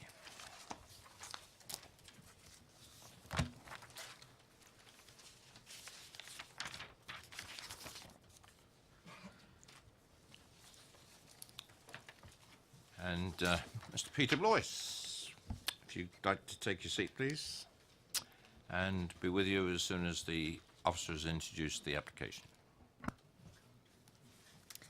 Thank you. This is an application for a change of use from D1 to A3 use with ancillary A1 shop and A5 hot takeaway, including the creation of an outside seating area and the installation of extractor fan with chimney. There is an update. The applicant had provided some additional information in response to objections received, and there were 3 letters of support that have been received raising issues of why they believe that the proposal is a good idea, and that's set out on the update paper. Thank you. Thank you, officers. I'd like to bring the committee's attention to the fact that item number 4 is also linked to this application, so we might be drifting across into items, matters involved in item number 4, but I've got to, as a matter of procedure, address them individually. Otherwise, it would be combined into a single application, but they are 2 separate applications. Thank you very much, officers. Peter, you have 4 minutes. Thank you, Chairman. Good evening, everybody. I'm Vice Chairman of Old Basing and Litchpit Parish Council, and we wish to object to this proposal. Litchpit Hall is opposite the proposed cafe. It is currently used for a number of activities, including young children during the week. The activities in the proposed cafe might raise child protection issues. That's our first point. In addition, Litchpit Hall is well used for children's parties during the daytime and adult parties at weekends and evening. Party hirers at Litchpit Hall have always been asked not to open the rear doors or use the outside area due to noise disturbing the residents living directly behind the wall. We note the residents' comments on the noise issues, and we support the residents there. The Parish Council fully endorses the comments about parking concerns by the local residents. Adult parties at Litchpit Hall, including weddings, do put a strain on parking strain now. 43 spaces will not be enough, particularly during some weekends. Despite optimistic comments by the applicant, residents in Little Basing and Higher Mead will see more parking. Now, tables and chairs outside will make using this popular right-of-way difficult. The planned seating shown does not reflect the reality. You've only got to visit the site, and I assume there has been a site visit, to understand this. The seating will spread out. It always does. You know what it's like when you go anywhere like that yourself. Seating spreads out. Years ago, the Cromwell Inn was refused an outside seating area in a previous application. That was in 1984. However, these buildings have not changed since then. So the same thing goes, no outside seating. Outside space is also only sustainable in the summer. It is over-ambitious to pretend that this small building is viable for use as a cafe during the rest of the year. Even in the summer, it's hard to imagine the courtyard seating looking out over, as it will, attractive waste bins, as more appealing than Barton's Mill overlooking the River Loddon just a short walk away. And don't forget, there's also a bakery cafe in the street of Old Basing. Finally, and importantly, the Parish Council is very concerned that the use for community workshops, social gatherings might impact on Litchpit Hall bookings, particularly at a time when we are struggling to recruit new regular users during the weekdays. Community workshops and social gatherings are exactly the type of hirers we're trying to attract. 1 minute. The Parish Council leases the hall from Hampshire County Council, and should there be a drop-off in hirers, it will simply become unaffordable. Without a rent reduction or a subsidy, then we may have to relinquish the lease. I get the impression that this is an imperative to use this building is the main driver behind the approval. Sadly, it could mean another empty building. Thank you. Thank you, Councillor. Councillor Westbrook. Yeah, good evening, Mr. Boyce. I mean, you may well be aware, and we're reminded in this report, that safeguarding issues, which you mentioned in the beginning, fall outside the scope of the Planning Acts and are regulated by different legislation outside of the planning process. That said, the children's group using the hall, can you confirm that it can already be seen? They can already be seen from the public realm. Yes, that's true. You can. The path cuts across corner to corner, as you see on the map there. But that path isn't used that often. It's very quiet. If there's a cafe there and there's a number of people sitting there, that could well be an issue. Particularly, it depends on the clientele, of course, obviously. Councillor Potter. Sorry, Mr. Bloss, I might have misheard you there, really. In terms of the right-of-way, obviously in the commentary that's made, it talks about it being a well-used right-of-way. Did you just say a minute ago it isn't very well used? From my observations, there aren't floods of people walking backwards and forwards, are there? The answer is no, there are not floods of people walking backwards and forwards, no. I've visited it a couple of times. It's been very quiet. I assume you visited it, did you? What was it like then? Quiet as a mouse. Quiet as a mouse, yes, exactly. I'd just come back, really. I mean, in regard again to the observations that are made about the possible obstruction to that right-of-way, which we're accepting, I think, is only used from time to time, providing the the users of this facility, or those that were making this proposal, providing the tables and chairs were set in such a way as it didn't obstruct that notional right of way. I mean, would that not be acceptable to the parish council? Well, it is a right of way and it must be kept open. You see from the diagram where it's up there now, where the seating is. That doesn't really show it as... It's not a very good representation, if you like. When you visit it and you try and place those seats there, as I did only the other day again, looking to where those seats will be, there won't be many before it starts to bulge out and over into the whole of the square. So there is an issue there, I believe. And mustn't forget also the fact that and I don't know the detail because it's 33 years ago that the Cromwell Inn was refused outside seating area in 1984. I don't know what happened with that. Maybe the officers could find out for us. It's a long time ago. Thank you. Thank you. Any more questions for Councillor Boyce? I've got one. Would using an expression, the right of way, is this a formal right of way in terms of the, you see them all over the countryside on ordnance survey maps? The answer is yes, it is. Yes, we've just finished our village, our neighbourhood plan, and the rights of way have been identified, and this is one of them. Thank you very much. No more questions. Thank you, Councillor. Mr. Lawrence, please.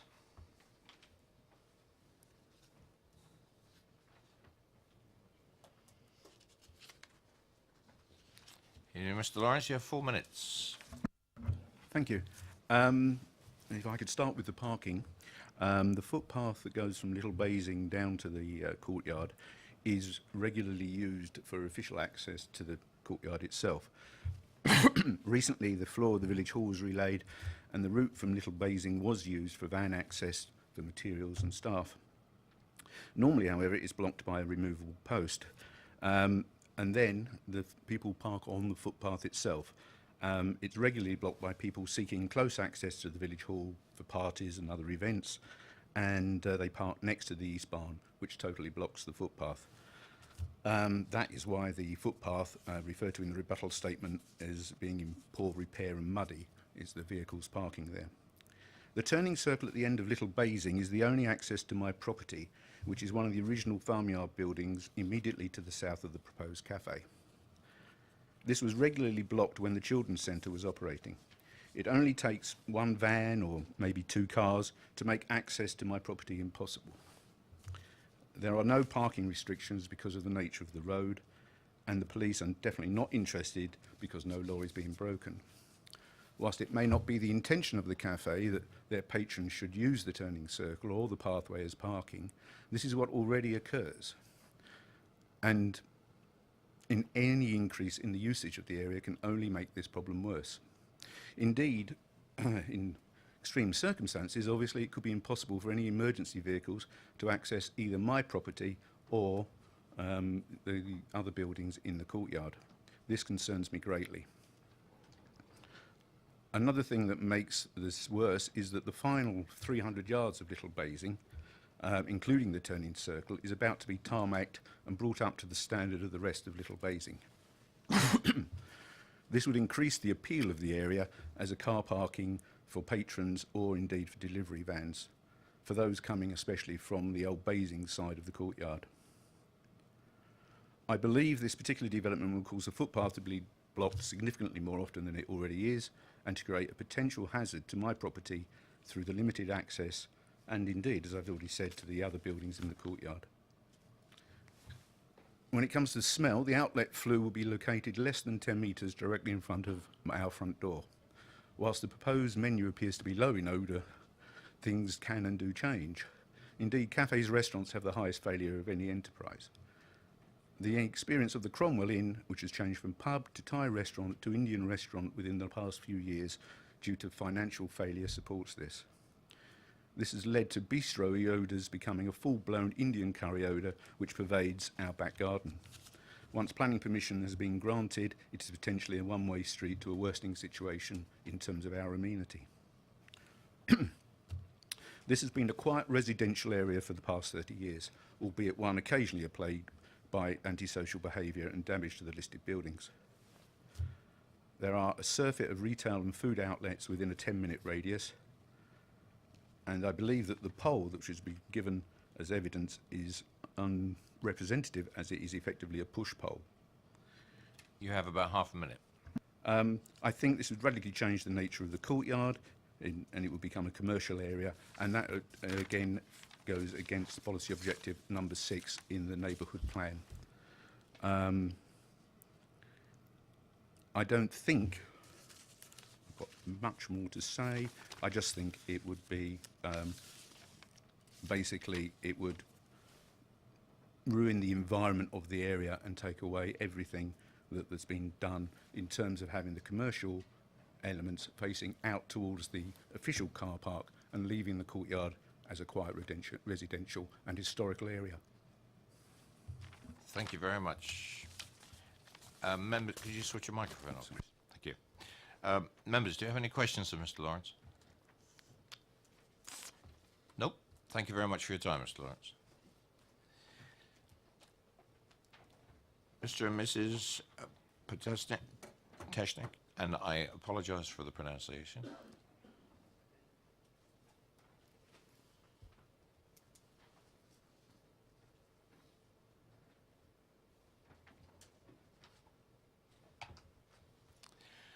Microphone's in front of you. The button is on the base of the pedestal, and if you could turn the microphone to whoever's speaking, you have 4 minutes between you. Oh, is it on? Yes. Yeah, okay. Evening, committee. My husband and I, we both share a demanding attitude towards greater quality of food and service that can only really be achieved by independent cafes. We met 10 years ago, and it immediately stood out for us that Dimitri's passion for food and analytical mind and my creativity and innovation approach to life. We wouldn't go into this location had it not the vision and analysis for it. When we met a planning officer in October 17 to discuss the feasibility of the site, he was able to point us to the important criteria required from the EM11 and the CN7 policies, which we have followed and has been accepted. While some objectors consider this space unsustainable, we consider it financially viable because rent to sales fits well into its size, the ratio. Now, the points raised by the objectors. Child safety. This is in regard to the Litchpit Hall. However, the courtyard is already a public space and right-of-way. And since we are a child-friendly cafe with a dedicated room for children, child safety is a priority to us. And let's highlight that it does fall outside of the planning application scope. Smell. Our cafe will hardly match that generated by the next-door Indian restaurant, which has over 100 covers, I believe. Noise. The seating outside will only be seen meaningful numbers during the better months of the year and during the social hours only. Litchpit Hall hosts parties and music nights until midnight, and the next door restaurant has similar hours too. Parking. There is plenty of parking available at the car park, and it's specifically designed for the centre. With existing bus routes, and most locals are expected to walk to the cafe, parking, we feel, is not such a big issue. Wastage. Southern Waste Management will supply the bin, and planners have accepted the location of the bin.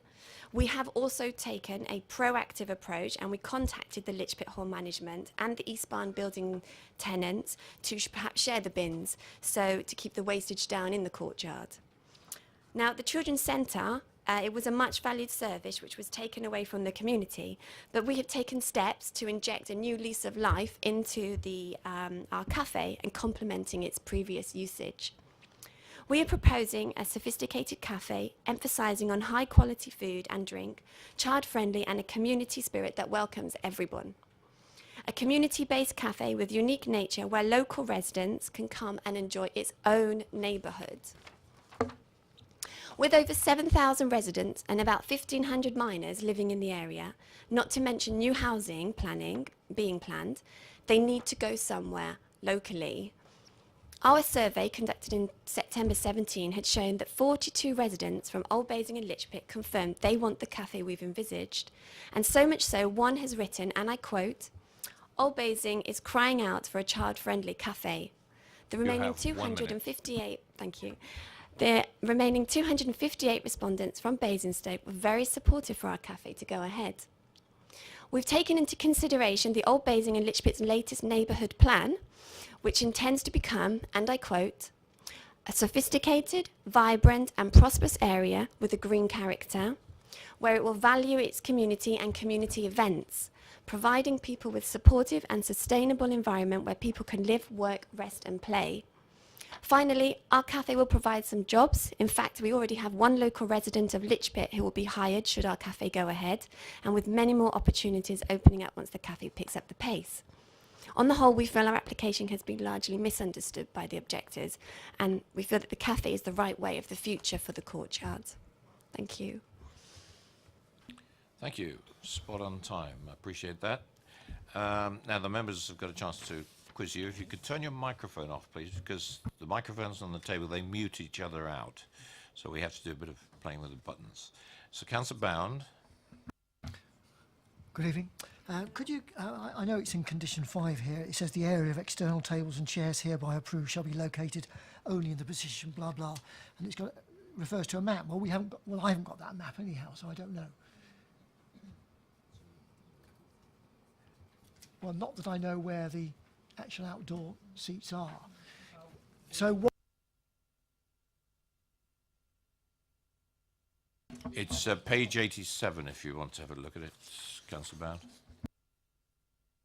And it's now on the screen, and your microphone went off.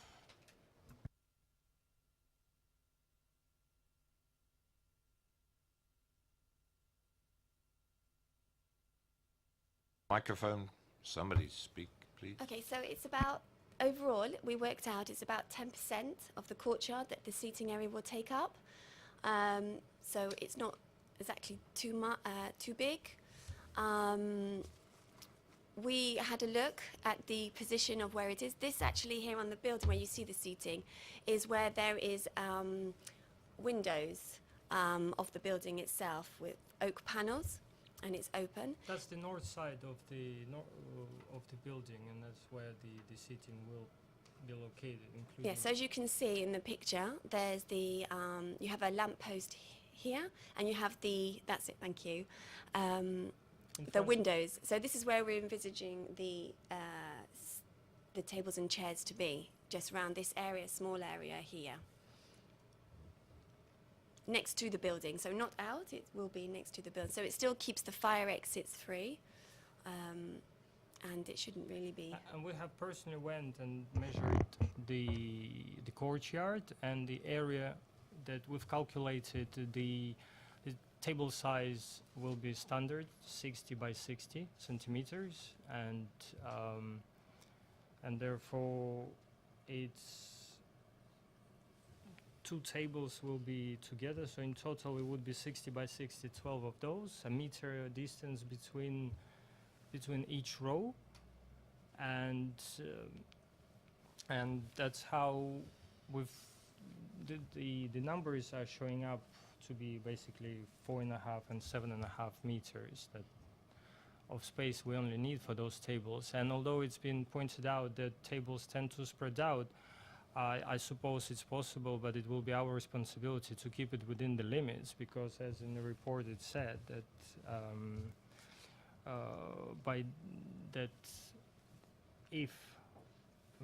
that we will have to keep the seating restricted area in a restricted area, and of course it will be our obligation to do so. And if we, I do believe that Daniel Eyre also came to visit the site and have a look at where the seating area would be placed as well, so he had his thoughts on this area too. And the path drawn is very well seen on the pictures. Although it's told it's relatively quiet, but when we went there for a walk on a good evening, we have seen plenty of people walking back and forward from Tesco's and using this path to go onto Little Basing Road Probably and on a onwards. Sunday, sort of Sunday afternoon, that kind of time when people are walking after food, going out.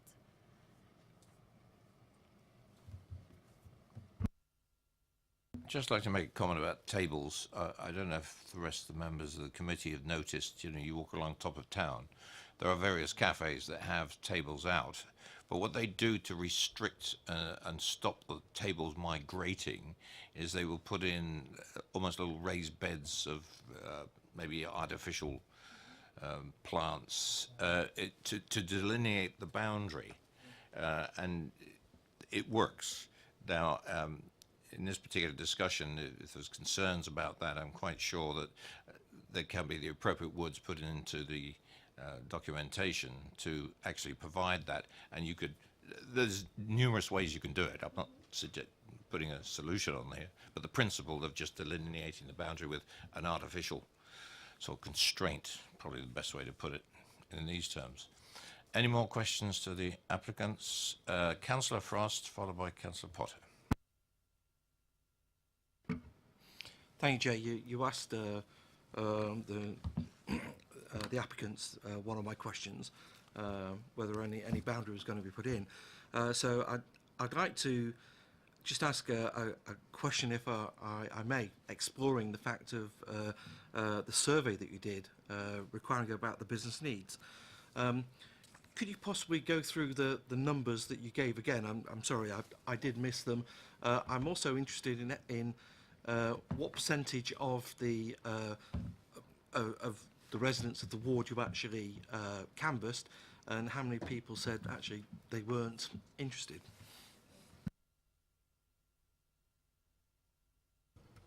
We've had the survey results were 303 unique respondents. 3 of them commented one said 3 of them said no to it, but one of them mentioned they don't want any. I'm just hastily trying to recall where this survey is.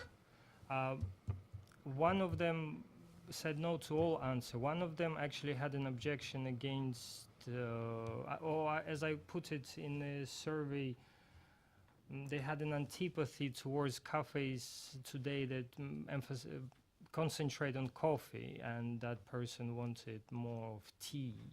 And and this is exactly what will be part of our business plan for the cafe, is to have loose leaf teas and also good quality coffee sourced from, to begin with at least definitely, is with 2 local roasters. One is Anvil and the other one is Moon Roast down in Cliddeston Way, and Anvil is in town centre.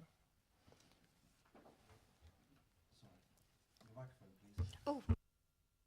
Sorry, I just want to try and keep it relatively tight on track. You said there were 303 responses.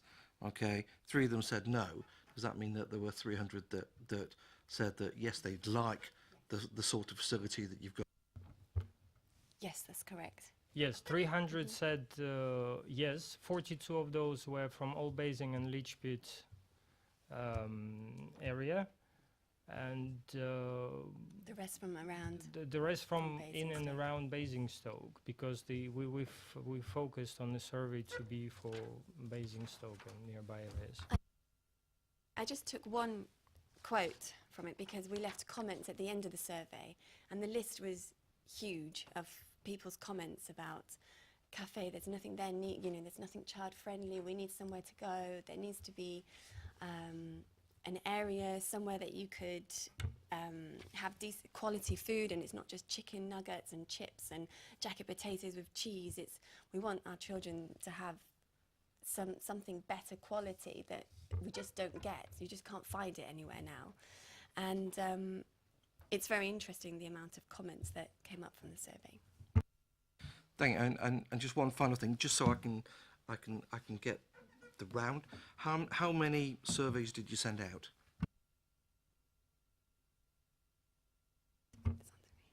So we made up the survey. I am a mother of 3, so I'm with quite a few different groups. So I would have sent them out to the Northants mum. Sorry, can we have a number? Oh, a number.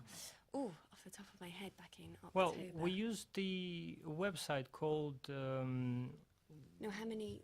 I think he's asking about how many we sent out, right? So we put it out via social media, so people have been sharing it amongst. So where it's got to is we can't really say. Councillor Potter? Just a detail on that. I mean, did you do that as part of the pre-app, or was that something that you did first of all? That's something that I thought up before we went to see the planning officer, and we wanted to get an idea about what it is that people want in Basingstoke. Can I just ask you, are you happy with the proposed opening hours that are mentioned in the report, and are to be conditioned should your application be approved? You're content with the opening hours that are being suggested, are you? Sorry. Yes, I believe we are, aren't we? Yes. We're very content. And the final thing, and it is a bit of tautology because it's been covered by the chairman very well, but I mean, in terms of these tables, and I know I only come back to this because of Mr. Blois's comment, I mean, there's absolutely no reason for you to interfere with this public footpath, this public right-of-way, is there, in terms of where you're going to site it and how you're going to protect them, really. So the parish council can rest easy on that, can't it? I think in the report back from the highways, actually said that it was in significant space, that we wouldn't object in front of the highway. I believe that's inside the report. And also in the report, in the planning report, there was an information about to put on the boundarying. So the tables and chairs, umbrellas, or the type of boundary that we intend to use for the outside city space will have to be basically liaised with local planning, I believe. So of course we'll be happy to do it because we recognize the historic value of the courtyard. So we'll work with what's needed. I think we term that sort of fine tuning, you know, get something that's acceptable. Any more questions for the applicants? Councillor George. Thank you, Chair. It's just to give me a feeling for the scale. Obviously you've got your 6 tables outside. How many internal chairs and tables do you have? So what proportion have you got, internal and external? Just to give me a feel for the scale, please. Speaking. We hope to have 6 tables in one room and 6 tables in the other room. So this is preliminary plans. So in total that would be 12 tables inside. Again, 60 by 60 would be there. It's about 26 covers. 24. Councillor Frost, did you want one more? No? Okay, no more questions? Thank you very much.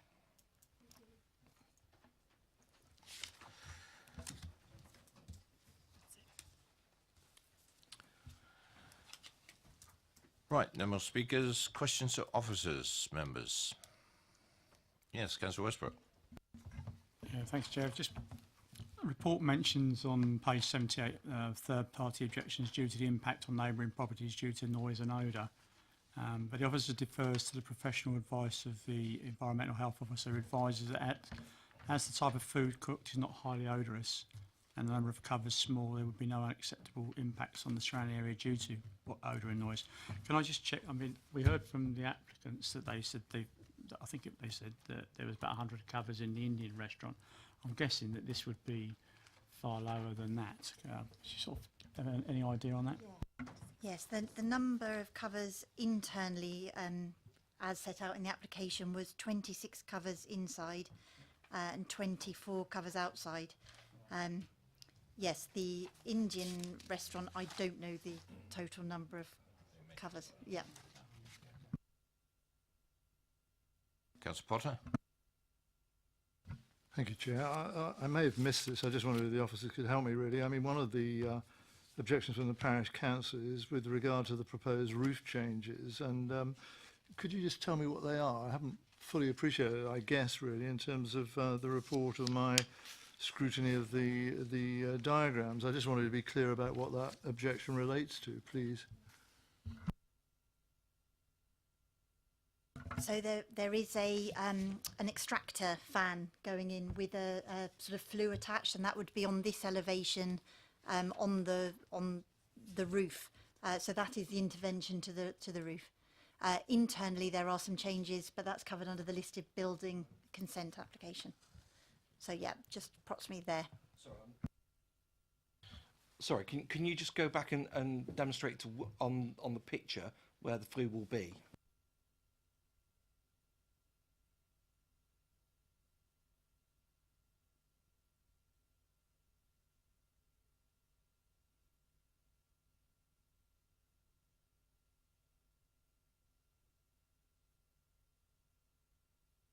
Councillor Westbrook again.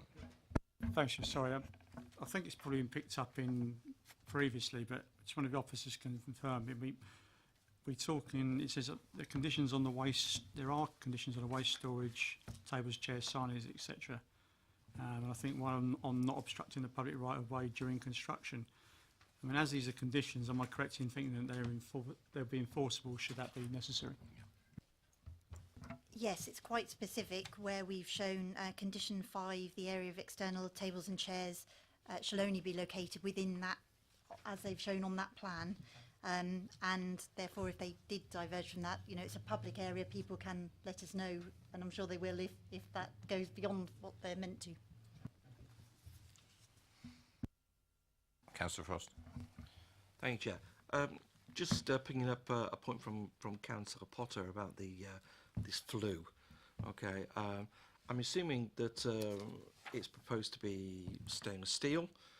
Would there be something that could be done to make it less obvious, so it's more in keeping with the surroundings? Maybe cover it black or something, or grey. Yeah, it is proposed to be black, which actually would work quite well with the existing roofing material. And there is also a condition for the materials to be as approved. Any more questions to officers? Debate?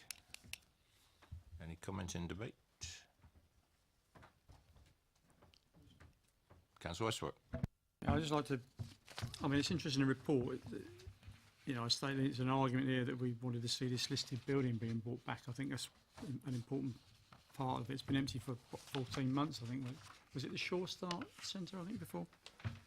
And I guess we, you know, as Basingstoke and Dean, all Hampshire County Council wouldn't want to see that falling into disrepair. From what we're told, the application appears to have substantial support in the community as well. And I noticed online, I think there was a letter from was it, because I saw the application come in late, was it a head teacher of a school as well? Of a nursery. A nursery school, okay. Thanks. That was it really. I just wanted to point those things out. I mean, I think it's, from what I've read, it's a really good application, in my opinion. As I introduced it, there's a couple of things we've already mentioned that we're going to see in the next application as well, under the listed building, and we'll cover, I think, it gives a comprehensive coverage of the whole thing that's being addressed here. Anybody else for debate? Councillor Potter. I mean, I think we're all struggling, obviously, in the way that you started off with your preamble, Chair. When you get the two that, you know, one following the other, really, it's difficult to separate one out without actually straying into some of the things probably we'd all like to say on this, really. But in terms of the specifics of before us and the rationale for doing something to this disused listed building, I mean, I find this entirely appropriate. I can't see that there's anything in terms of that aspect of it, in terms of the change of use, that we could object to, really. And Councillor Frost has covered the point, sorry, in the way that he has, really, in terms of the flue, which seems to be really the only amendment alteration to the roof line, really, which I hadn't picked up on properly anyway. But for that to be of a colour that's going to integrate into that roof colour satisfactory, I think that overcomes that, really. In terms of this first application that's before us, which is specific change of use from D1 to A3, I mean, I support it entirely, and I'd like us to support that one first and then move on to item 4 if we can. Couldn't agree more. Are you proposing this, Councillor Potter? Thank you. I will second it and move it on. Is there any more comment? I don't want to stifle debate, but I think we've said quite enough and heard quite enough. As been proposed and seconded for approval. All those in favour?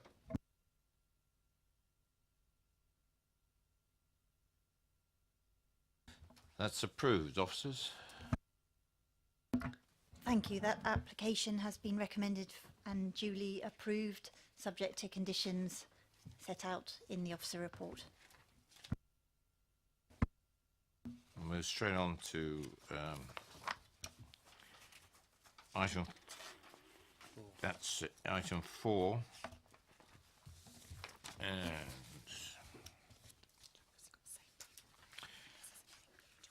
right, Councillor Boyce,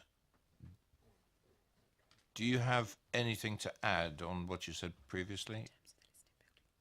It's the listed building consent.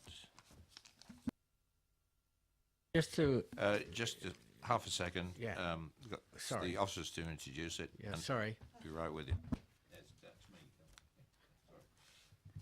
Thank you. Just to introduce, this is an application, listed building consent application for internal and external alterations associated with the change of use, including the installation of extractor fan with chimney.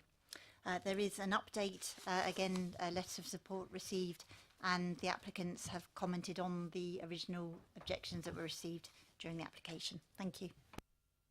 Councillor Boyce, you have 4 minutes. I won't need 4 minutes. I didn't expect to have to come back here, actually. Thank you. There isn't much outside. We've already objected to the flue. It may look a little strange when it sticks up there. It depends how far it goes. Inside, though, it's very small. I can't see it being much of a cafe, but there we go. Obviously, the people that are putting the application forward think they can make it work in such a small place, particularly in the winter. So that's that's their problem. The other thing that I noted about the survey and so on, and there's some questions on that, and I'm not very happy. Oh, just a quote, just an example. The butchers in Old Basing had great support from the residents, and when asked, they were all going to use it. In the end, not enough used it, and it failed and is now closed. Okay? Thank you. Any questions, members? No. Thank you. Mr. and Mrs. Lawrence, if you wish. No. Thank you. And the applicants, do you want to come back for this one? To add anything? You have the opportunity, that's all I'm saying. It's about the listed building consent only, not about the principles of the cafe.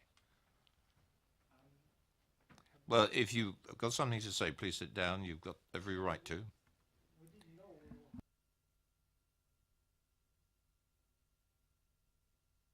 You don't need to.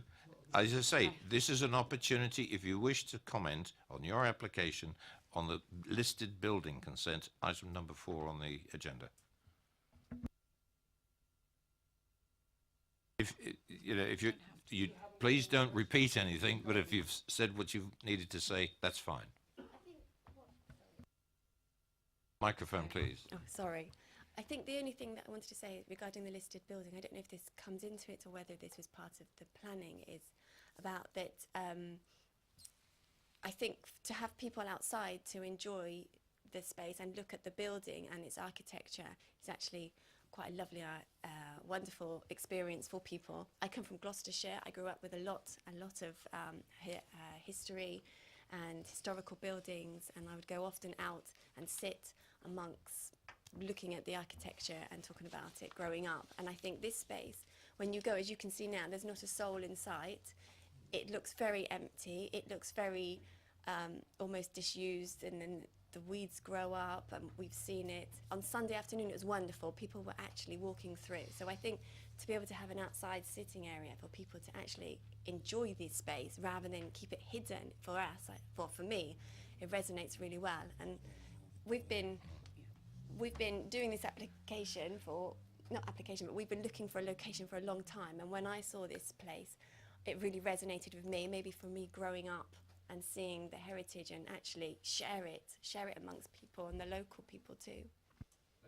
Thank you very much for your comments. Okay. Members, questions to officers, please, on the listed building application? No questions. Debate? Unless you've got a question, Councillor. No, I was going to propose it. Oh. Going to debate, Councillor. I propose that we vote on this and pass it. I recommend it. Proposed, do we have a seconder? Councillor George for seconder. Proposed and seconded for approval. All those in favour? No. As approved, officers? This is to confirm that item 4 has been duly recommended for listed building consent and granted.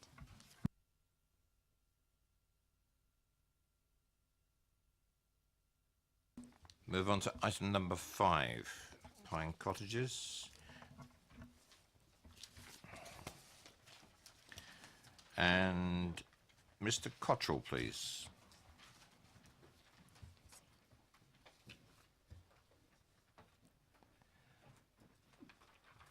In Mr. Cottrell, and if you just hang fire while the officer introduces the application. Thank you, Chair. This is an application for the erection of one 2-bedroom dwelling at Pine Cottage, Heath End Road, Borghurst. There is no update for this application. Thank you. Mr. Cottrell, you have 4 minutes. All right, good evening. So I'm sure some of you will be aware of the previous scheme that was at February's committee.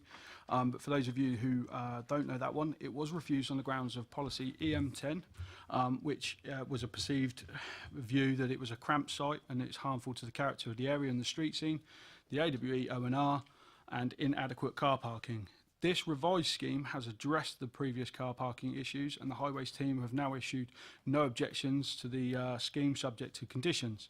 This takes me on to the subject of AWE O&R. I've said this many times, and I still maintain that at this end of the site there is no radiological risk. And I should also point out that the emergency planners have not issued their comments this time round.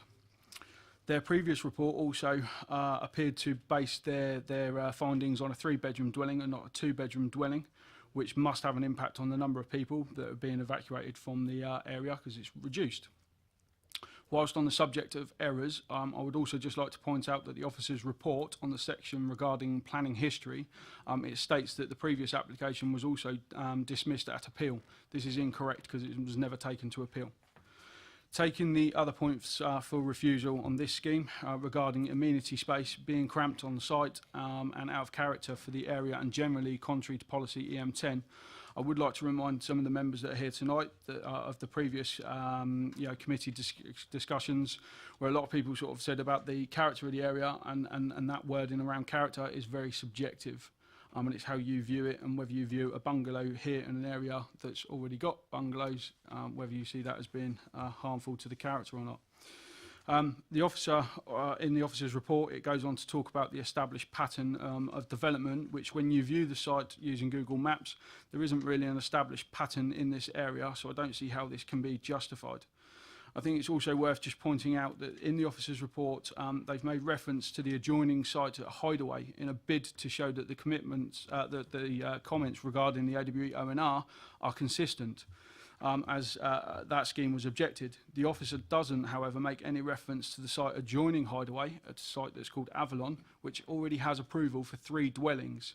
That site is both in the same AWE O&R zone and is also out of character with the established pattern as it is a back garden development. Regarding the amenity space being below the minimum requirement of 50 square metres and the 10 metres that we heard about earlier, that is set out in Appendix 16, that guidance actually states that those are minimums and they are subject to flexibility as set out in paragraph 2.6. That paragraph, and in particular Part D, states that gardens below the minimum sizes may be considered where it is demonstrated that that this meets a particular need or choice of lifestyle. For example, it may be appropriate to include a limited number of smaller gardens for those dwellings which are likely to accommodate small households such as the elderly. I would like you to consider that a small 2-bedroom bungalow is not a family home, and it is in fact for an elderly couple, and therefore I feel that the amenity space of 41 square metres does actually accord to that policy. To conclude, I feel that the concerns regarding the site and the amenity space have been addressed accordingly, and that a low-level, small-scale bungalow will not impact the street scene nor the character of the area, and I would urge you to look at the positives of this development and approve the application. Thank you. Thank you, Mr. Cottrell. Members, do we have any questions to the applicant? Thank you very much. Sorry, can I just ask one question, Jeremy? Could you, come on. One No. question, Councillor Frost. No, You've got to be sharp. here. Yes, it was. I was just looking at the site plan, and I'm just trying to understand with this bungalow. I'm sorry, I got the papers yesterday as I'm a substitution, and unfortunately I didn't make it out to Pinks Lane to have a look. Where is the entrance, okay, to the proposed dwelling here? Is it on Heath End Lane or Heath End Road or Pinks Lane? Yeah, so it's out onto Heath End Road. You'll see there where the car parking spaces are. If you effectively go north, there's a 6-metre space, and that's it, where the dot is there now. That's an existing access that is being used. Thank you. Simple question, simple answer. Thank you.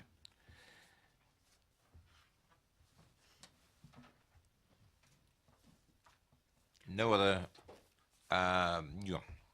Councillor Bound, Ward Councillor.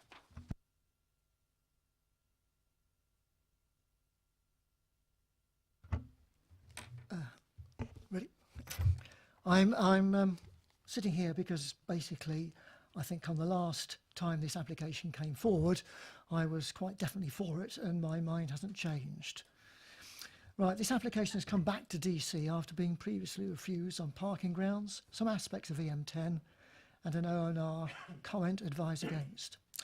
I fully appreciate that the site is constrained, but nevertheless it can take a small dwelling and still provide some amenity for the householder. Additionally, the parking and turning problems have been overcome. I would disagree with the officer's comments that the proposal wouldn't sit comfortably in the street scene. And anyway, it won't be observed as it would be hidden behind an established fence. As far as I'm concerned, the refusal comes down to the ONR advice to refuse because of the perceived impact the dwelling would have on the emergency plan. The REPIA document distributed by the emergency planners to people in Tadley advises to stay put in your house with the windows closed and the radio on. The ONR advice on planning applications in Tadley and area is something developers have to contend with. In the past, the ONR was fairly reasonable in that single dwellings, like the one before you this evening, were generally not objected to as the emergency plan could expand to accommodate the small rise in population. Their stance recently seems to have changed, and more often than not, the advice is to refuse. In saying that, I have researched a little on dwellings that I know have been built within the immediate vicinity of the AWE in the past 5 years or so. The ONR and West Berkshire emergency planners have usually either not objected or advised that the dwelling could be accommodated. There have been 4 prominent advise against comments I have come across in the last 4 years, followed by officer recommendations to refuse. With each of these applications, DC has disagreed, and none of the approvals elicited any further action in terms of a call-in. All 4 applications were within the 2-kilometre zone. New Church Road for 36 dwellings, New Road for 3, Pinks Lane immediately adjacent to this application for 3, and lastly Pamber Heath Road for 12 dwellings. We as a committee felt the good flowing from the approval overcame the slight possibility of harm in relation to the emergency plan. I have said before in this forum that Tadley and Borkhurst needs new development to allow it to thrive, for people from outside the area to move in and for local people to be able to move to smaller or larger accommodation as their needs change.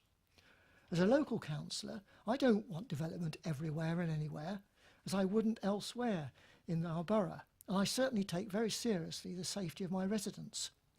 But there is very little opportunity for any development in Tadley, so small windfall sites are very much welcomed.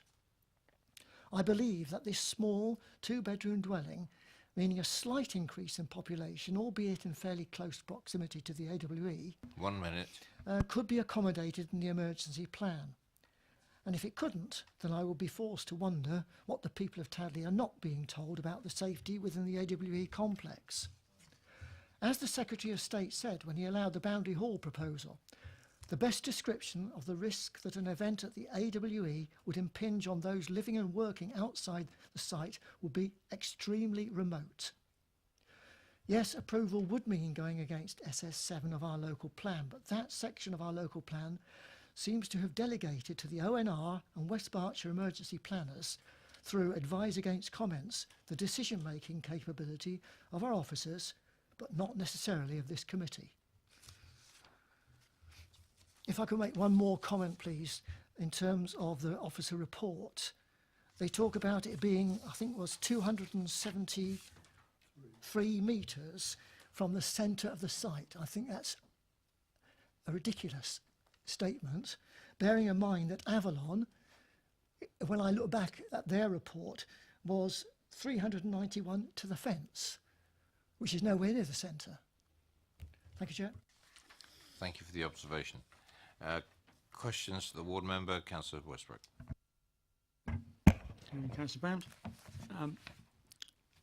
We had the viewing panel that visited this site last time, and this time we didn't, but the committee's completely virtually changed overnight since that application came before us.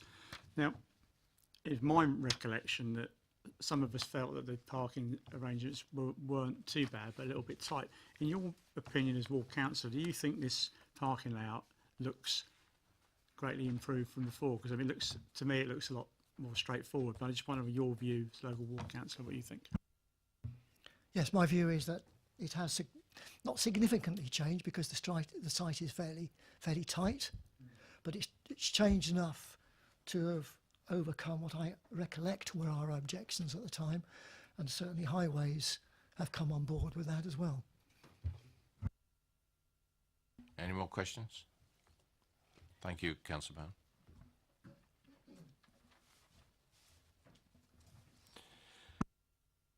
Questions to officers?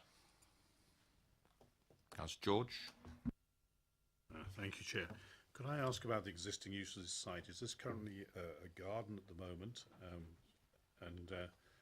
And does it actually reduce the amenity area of the existing building significantly, please? Thank you. Yes, it is. It is part of the curtilage of the host dwelling, and it would take up a significant part of their existing amenity area. Councillor Potter. Thank you, Chair. Just in terms of the parking provision, really, into the highways colleagues. I mean, one of our concerns last time, I think, was that it wouldn't be possible to drive in front ways and turn within the curtilage of the property and go out front ways onto Heath Road. Heath End Road, would the officers accept that it now looks as though that has been adjusted accordingly, and that sort of problem has been overcome by the revised turning head and revised position of the parking bays? That's the first question, if I may. Yes, I can confirm that the highways officer is now comfortable with the proposal in terms of enabling vehicles to turn and manoeuvre within the site to enable them to enter it enter the highway in a forward gear. The other question relates to what Councillor Baird mentioned, really. It's just to confirm the fact, obviously in the second reason for refusal, we're talking about the emergency plan, and the dimension that is quoted there in terms of proximity to the centre of the DEPZ of 273 metres, that, I mean, by any definition, that's clearly wrong, isn't it? And I don't know it's going to make a lot of difference if something awful happens, but that 273 metres is clearly wrong in terms of dimension, isn't it?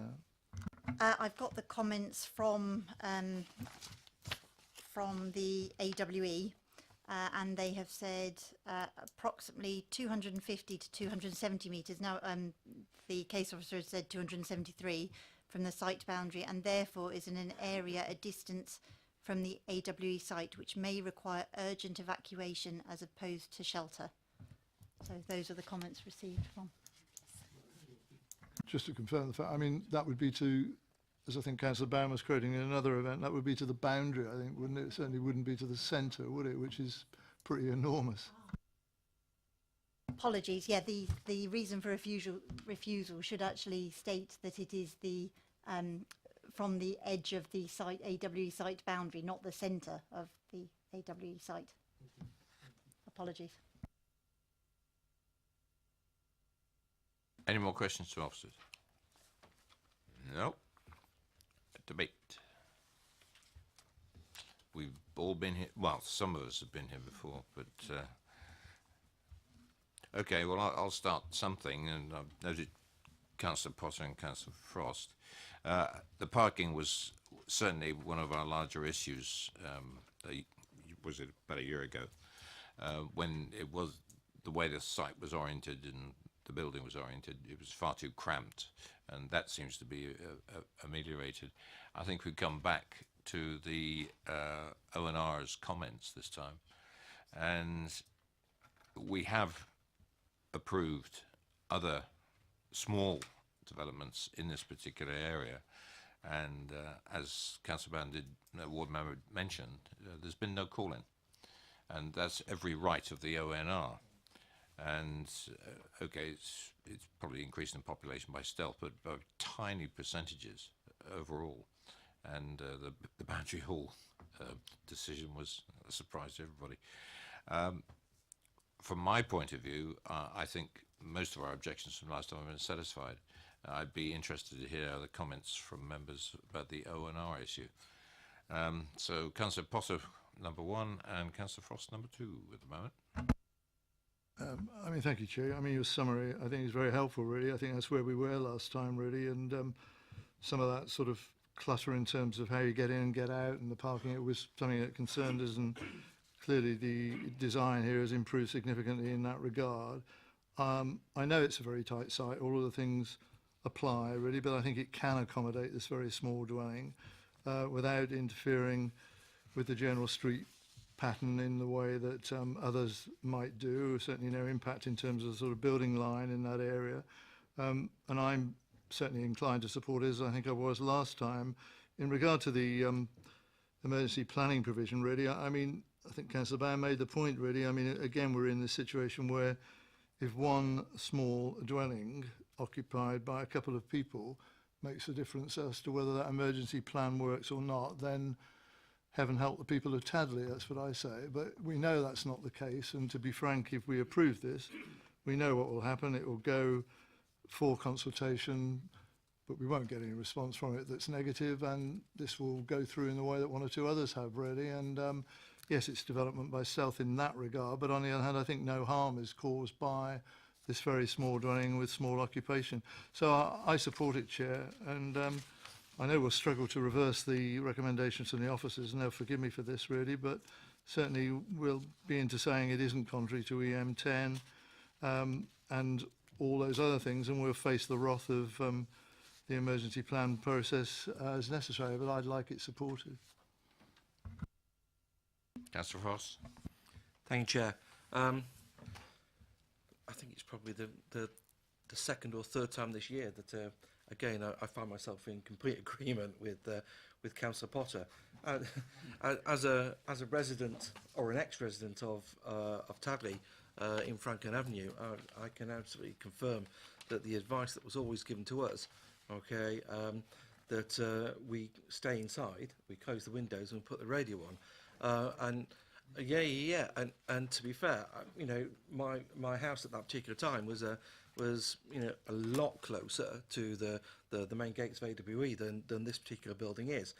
However, as a former parish council for Tadley Town Council, I also have to say that the objections from the ONR were always very frustrating in the fact that I couldn't actually see the point of the constant objections, bearing in mind the fact that, you know,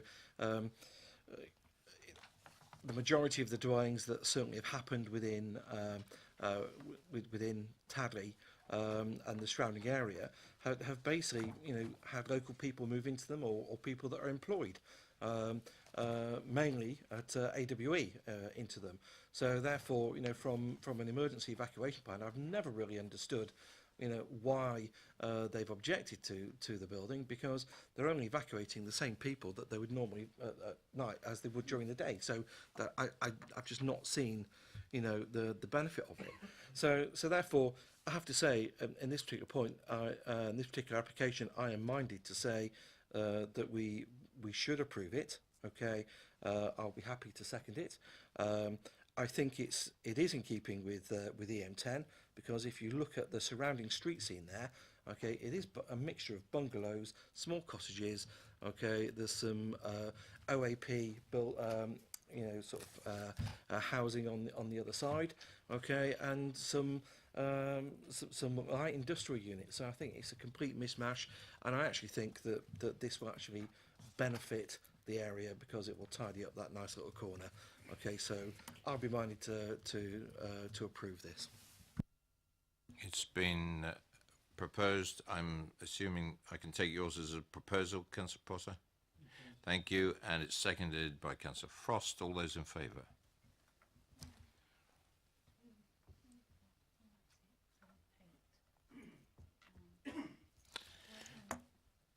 No, it's Councillor Bound. He's withdrawn. That's approved, officers. Reasons for approval. I think we were chasing around them a minute ago. On EM10, we'll help you as much as we can here, Councillor Potter. Thank you. I'm always grateful. I mean, I'm always hesitant to put my hand up against officer recommendations, but that's the price we pay, isn't it, really? But in terms of EM10, if we look at subsection D, I mean, I hope promoting the efficient use of land and achieving appropriate housing densities which respond to the local context. Okay, I'm going to... Sorry? I'm going to assist your pain.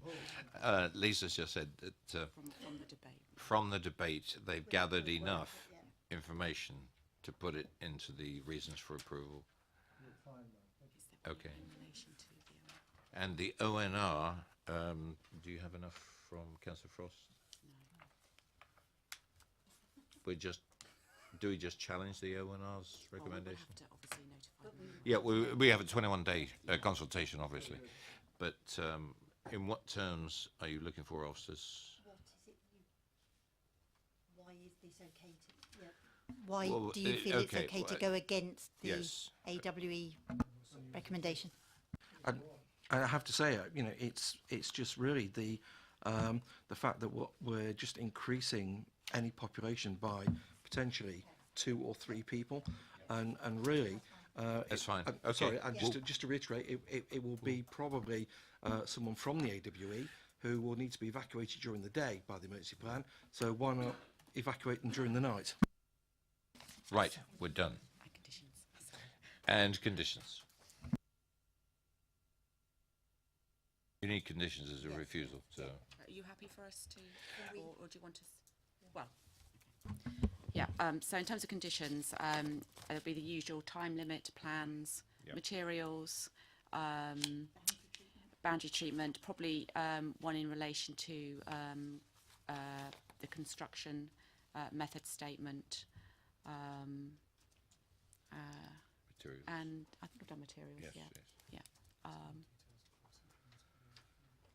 Yeah, and the construction method statement, which would obviously mean that you'd have the construction, parking, etc., all managed appropriately for the area, and hours of construction and delivery of materials.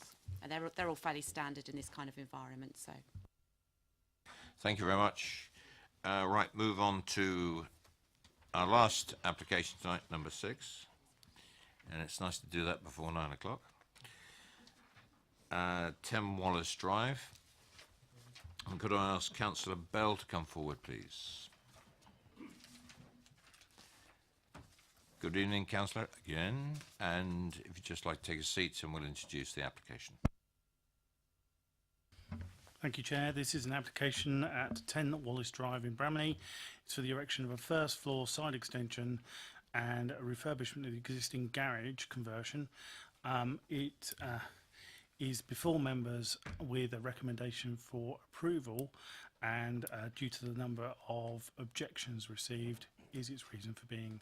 No, I'm quite wrong. It's called by Councillor Robinson with regard to the officer's recommendation. The update does include additional comments that have been received with regard to the application making objection to it. The letters of objection have been examined by the officer, and the matters raised are addressed within the officer's report already, so no further comments are made. Thank you. Councillor Bell, you have 4 minutes. Thank you, Chair. Good evening, councillors. Bramley Parish Council objects to this application and confirmed their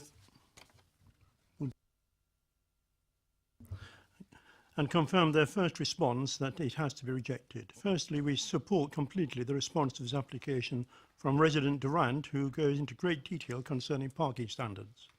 Secondly, there is a local plan and there is an approved neighbourhood plan. The officer says that this application is in agreement with policy CN9 of the local plan. How can that be when point H of the policy states provide appropriate parking provision in terms of amount, design and layout in accordance with the adopted parking standards? This is referred to in 5.88 paragraph of the plan, which quotes the Council's Residential Parking Standards Supplementary Planning Document 2012. This states that a 4-bedroom house there should be 3 parking spaces. Here we are left with 1. There should be at present be 2 for the 3-bed as it stands, but an unapproved garage conversion started in 2004 under a building control reference and completed some 7 years ago took the garage out of the equation according to the officer's report. Thirdly, the neighbourhood plan approved and proving worthwhile in discussions with developers in Bramley concerning design has policies D1 protect the rural setting of Bramley and D2 where points H through to K state that streets will be provided which encourage low vehicle speeds which function as safe social spaces, that parking will integrate within the landscape so that it does not dominate the street and will contribute to the provision of a safe environment. Street parking, which is being advocated here, cannot achieve this. The officer report states that the building is in an outer urban area. Parking for outer urban and rural are the same. So please don't allow this statement to throw you, councillors. 4-bed in rural area requires 3 parking spaces. The parish of Bramley is a rural village and the vision for Bramley in the neighbourhood plan states this. Bramley PC has fought and will continue to have Bramley as a safe, pleasant place to live. There is nothing we can do concerning past developments and the increase in cars in the village for existing properties, but we can ensure that new builds conform as regards design, materials and meet parking standards. Previous applications, 26 Wallace Drive, a garage conversion going to 4 beds. Condition was applied for 3 parking spaces, approved with 1 space in the remaining garage and 2 on the drive.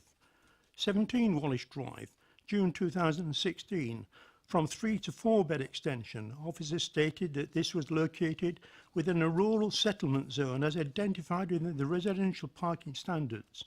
4 or more bedrooms expected to provide 3 parking spaces. This approved with the existing integral garage remaining in free space within the land for 2 more vehicles. You have 1 minute. Thank you. The reason given, in the interests of highway safety and in accordance with policy E1 and A1 Local Plan 96 to 2011, which is now superseded with policies CN9 and EM10 of the Local Plan 2011-2029. There are other applications. We do not have 2 standards, we have 1. The parking regulation standard as laid down by Basingstoke and Dean Borough Council. We have a local approved plan and an approved neighbour plan. This application is not in accord with any and has to be rejected. Thank you, Chair. Thank you, Councillor. Members, any questions for Councillor Bell? No questions. Thank you very much. Mr. Durrant, please.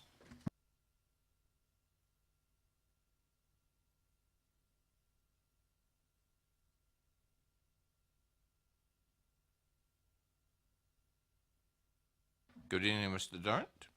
And you have 4 minutes. Right, thank you very much. Councillor Bell has covered many of the areas that I included in my objection, but I will just a summary, hopefully that won't take 4 minutes for you. I trust that the members here managed to read the latest consolidated objection that I wrote and sent to the officer on June the 15th. She did say it had been uploaded to the system. We've heard that currently the property is 3-bedroom with 1 parking space only, and this application worsens the situation to being 4-bedroom with only 1 parking space. And the standard that should apply to this is outer urban and rural settlements. In my opinion, and reading the documents, I can't see how this can comply fully with policy CN9 in items C, D and G. And I also think because the recommendation ignores your own parking standards, I can't see how that's really in accord with the NPPF. Okay, the area itself, it's a typical development, narrow carriageway with a traffic calming installation and a junction within the very immediate vicinity of the property. There are currently approximately 2, if it was a big car, 1 lay-by, so 1 to 2 unallocated spaces in the whole of Wallace Drive, which is 36 properties. I went and counted them again this afternoon. And the 2 offshoots of Wallace Drive, there are another 6 off-road lay-bys, 6 spaces which work for 40 dwellings in those 2 adjacent streets.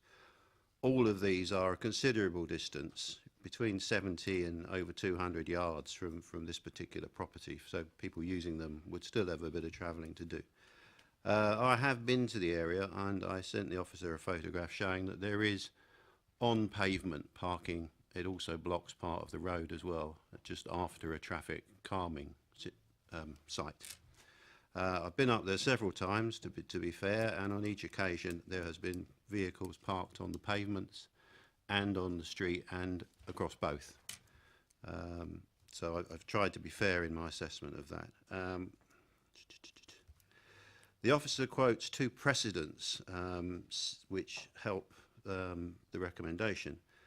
These were precedents set some 2 and 4 years ago, one on an inner urban site and one on a truly rural site, and they have very dissimilar characters to this property. You have 1 minute. Thank you. Nearly there then.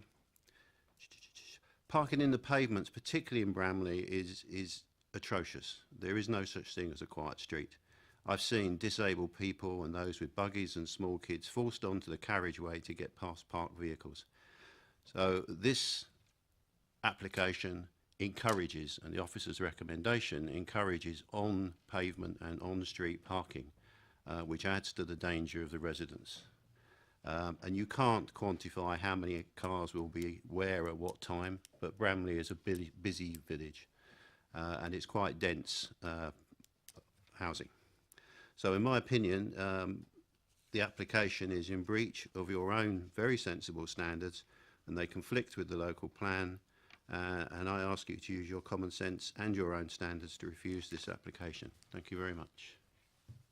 Thank you, Mr. Durrant. Any questions for the speaker, members? Nope, that's it. Thank you very much. And could I ask Ms. Ferguson to come up, please?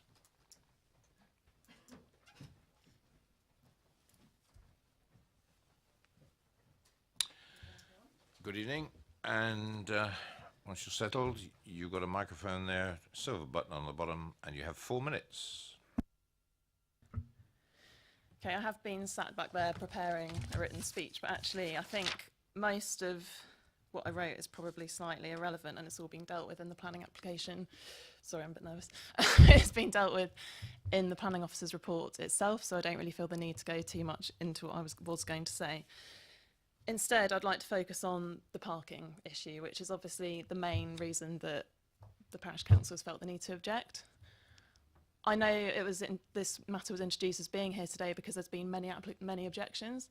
It's actually been the parish council, Mr. Durrant, who's the chair of the parish council, and there's been one resident who's complained about the tree in our garden putting a lot of leaves on his garden, which had nothing to do with the application, which is a bit strange. Oh, and that we haven't fixed our fences, which was done today and also irrelevant. So I'm a lot more nervous than I thought I would be.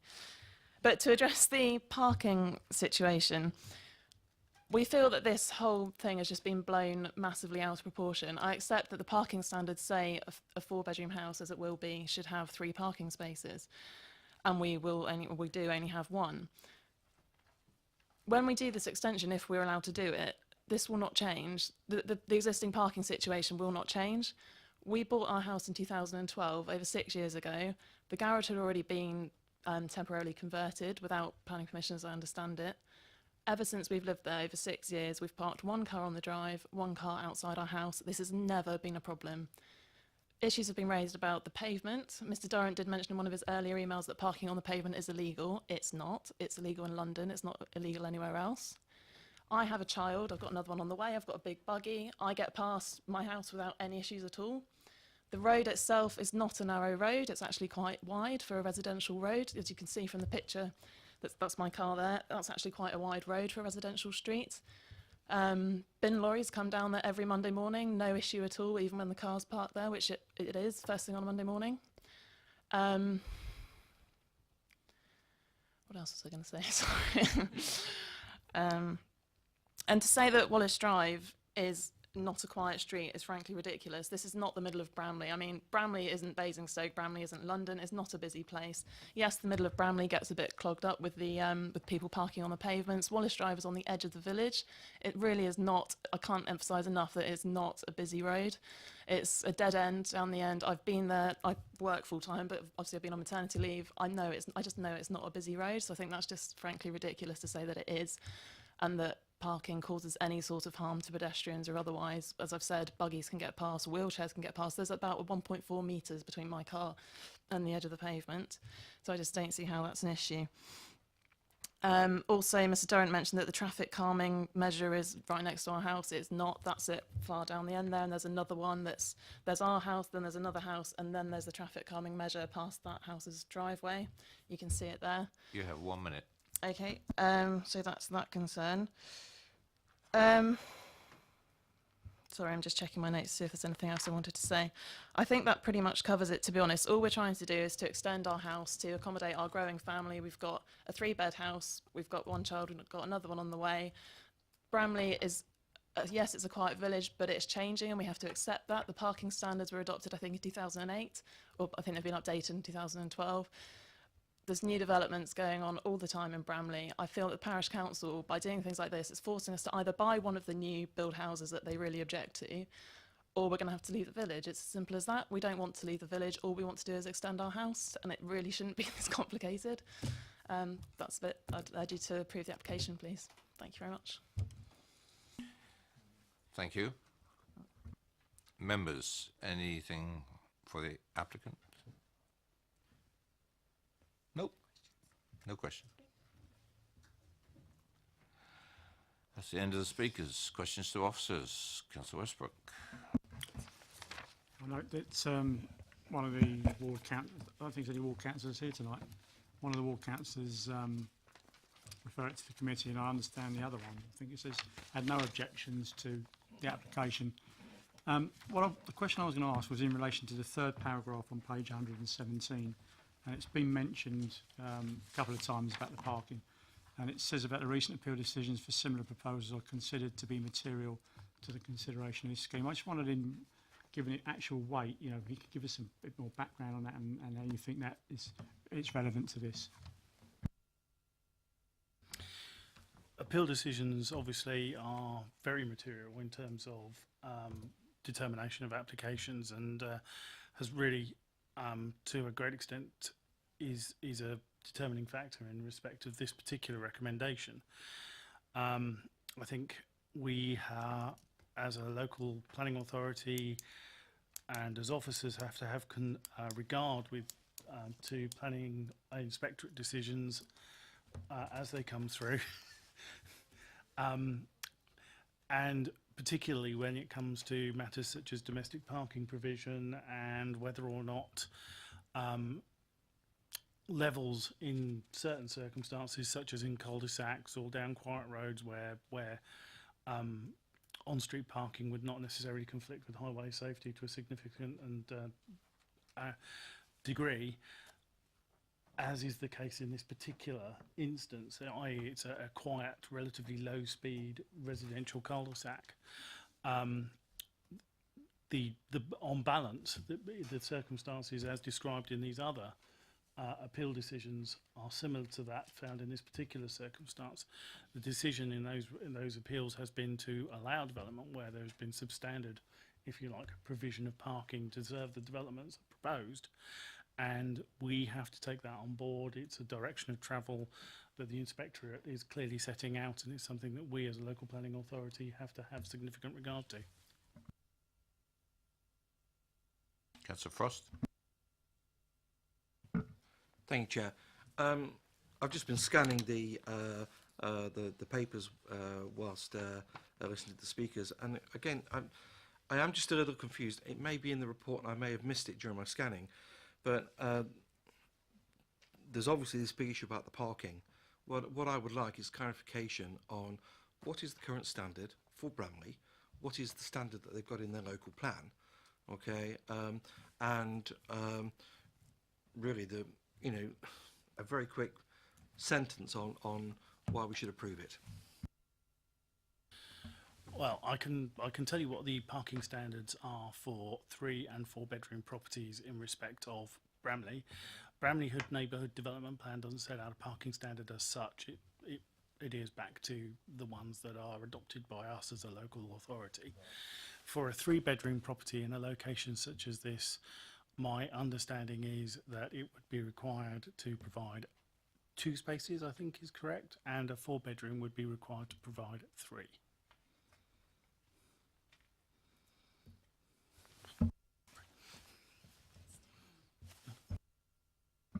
Thank you. And I know you're recommending approval here, but can you just give a quick sentence as to why we should go with your approval and not give significant weight to the parking policy?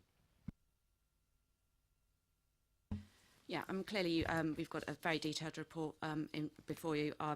Our summary of reasons for approval are set out on page 113 with regard to the appropriate design, etc.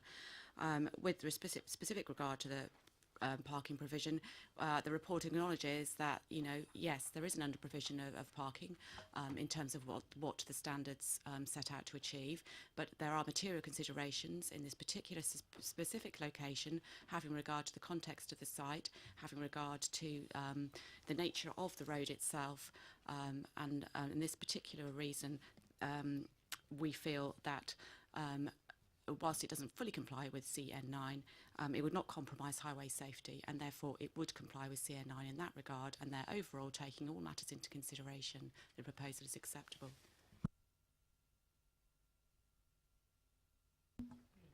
Anyone else for the officers? Any questions? What didn't he understand? Sorry. I thought that was reasonably clear, Councillor Frost. Yes, Chair. I'm just trying to square it in my own mind, that's all. Fair enough. No more questions to officers. Debate, please. Councillor Potter. I think everybody's homing in the same thing, obviously, and as we should, of course. I mean, I have no issue with the design. and the proposals relating to their connection with the host dwelling. I don't think it creates any problems in terms of lack of privacy or overlooking. None of those issues apply. It's purely the parking issue. And as our planning officer is saying, and I know this is a difficult one for us really, obviously in terms of our own supplementary planning documents and the like and our own standards, but there are from time to time situations that occur really which allow us to consider, well, the material considerations that we're entitled to look at, which make some applications different to others, you know, in terms of a strict formula. And where we're not talking about, dare I say it, the more built-up areas of Basingstoke, and we have a situation which is by definition rural, and as I think the applicants described it, if nobody else, I mean a relatively quiet road on the outskirts of Bramley where street parking is not an unusual feature and there are no parking restrictions on the road itself, and probably nor should there be. The accepted norm, I guess, is in many situations that people park second and sometimes third cars on that road, hopefully in a tidy way without any hindrance to anybody else and without a problem to highway safety. And I think I understand the provisions of the officer's recommendations in this regard. And I support their report, end of story really. That's what I'm coming round to saying, and I support the recommendation, and I'll support this application. And I propose it, Chair. Thank you, Councillor Potter. Councillor Frost. Thank you, Chair. Yeah, I mean, this is just one of the tricky things that I guess come up from time to time. I don't have any issues with the design. You know, I think that all that's covered. My concern is the weight that we need to give to the parking standards. I fully accept the officer's explanation for deviating from the standards, and I have to say I'll be minded to support this application, whether that be seconded or just a general support for it. Are you seconding it? I will do so. Thank you very much. No one else does. The application's been probably moved and seconded. All those in favour?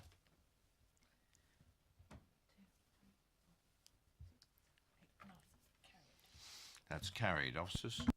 Yeah, the application is approved.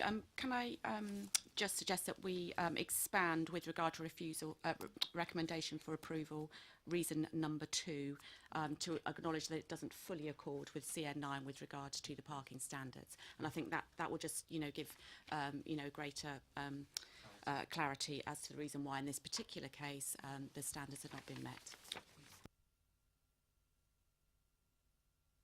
Right, thank you very much. That's the end of the applications. I've got nothing else on the agenda. I will bid you all good night.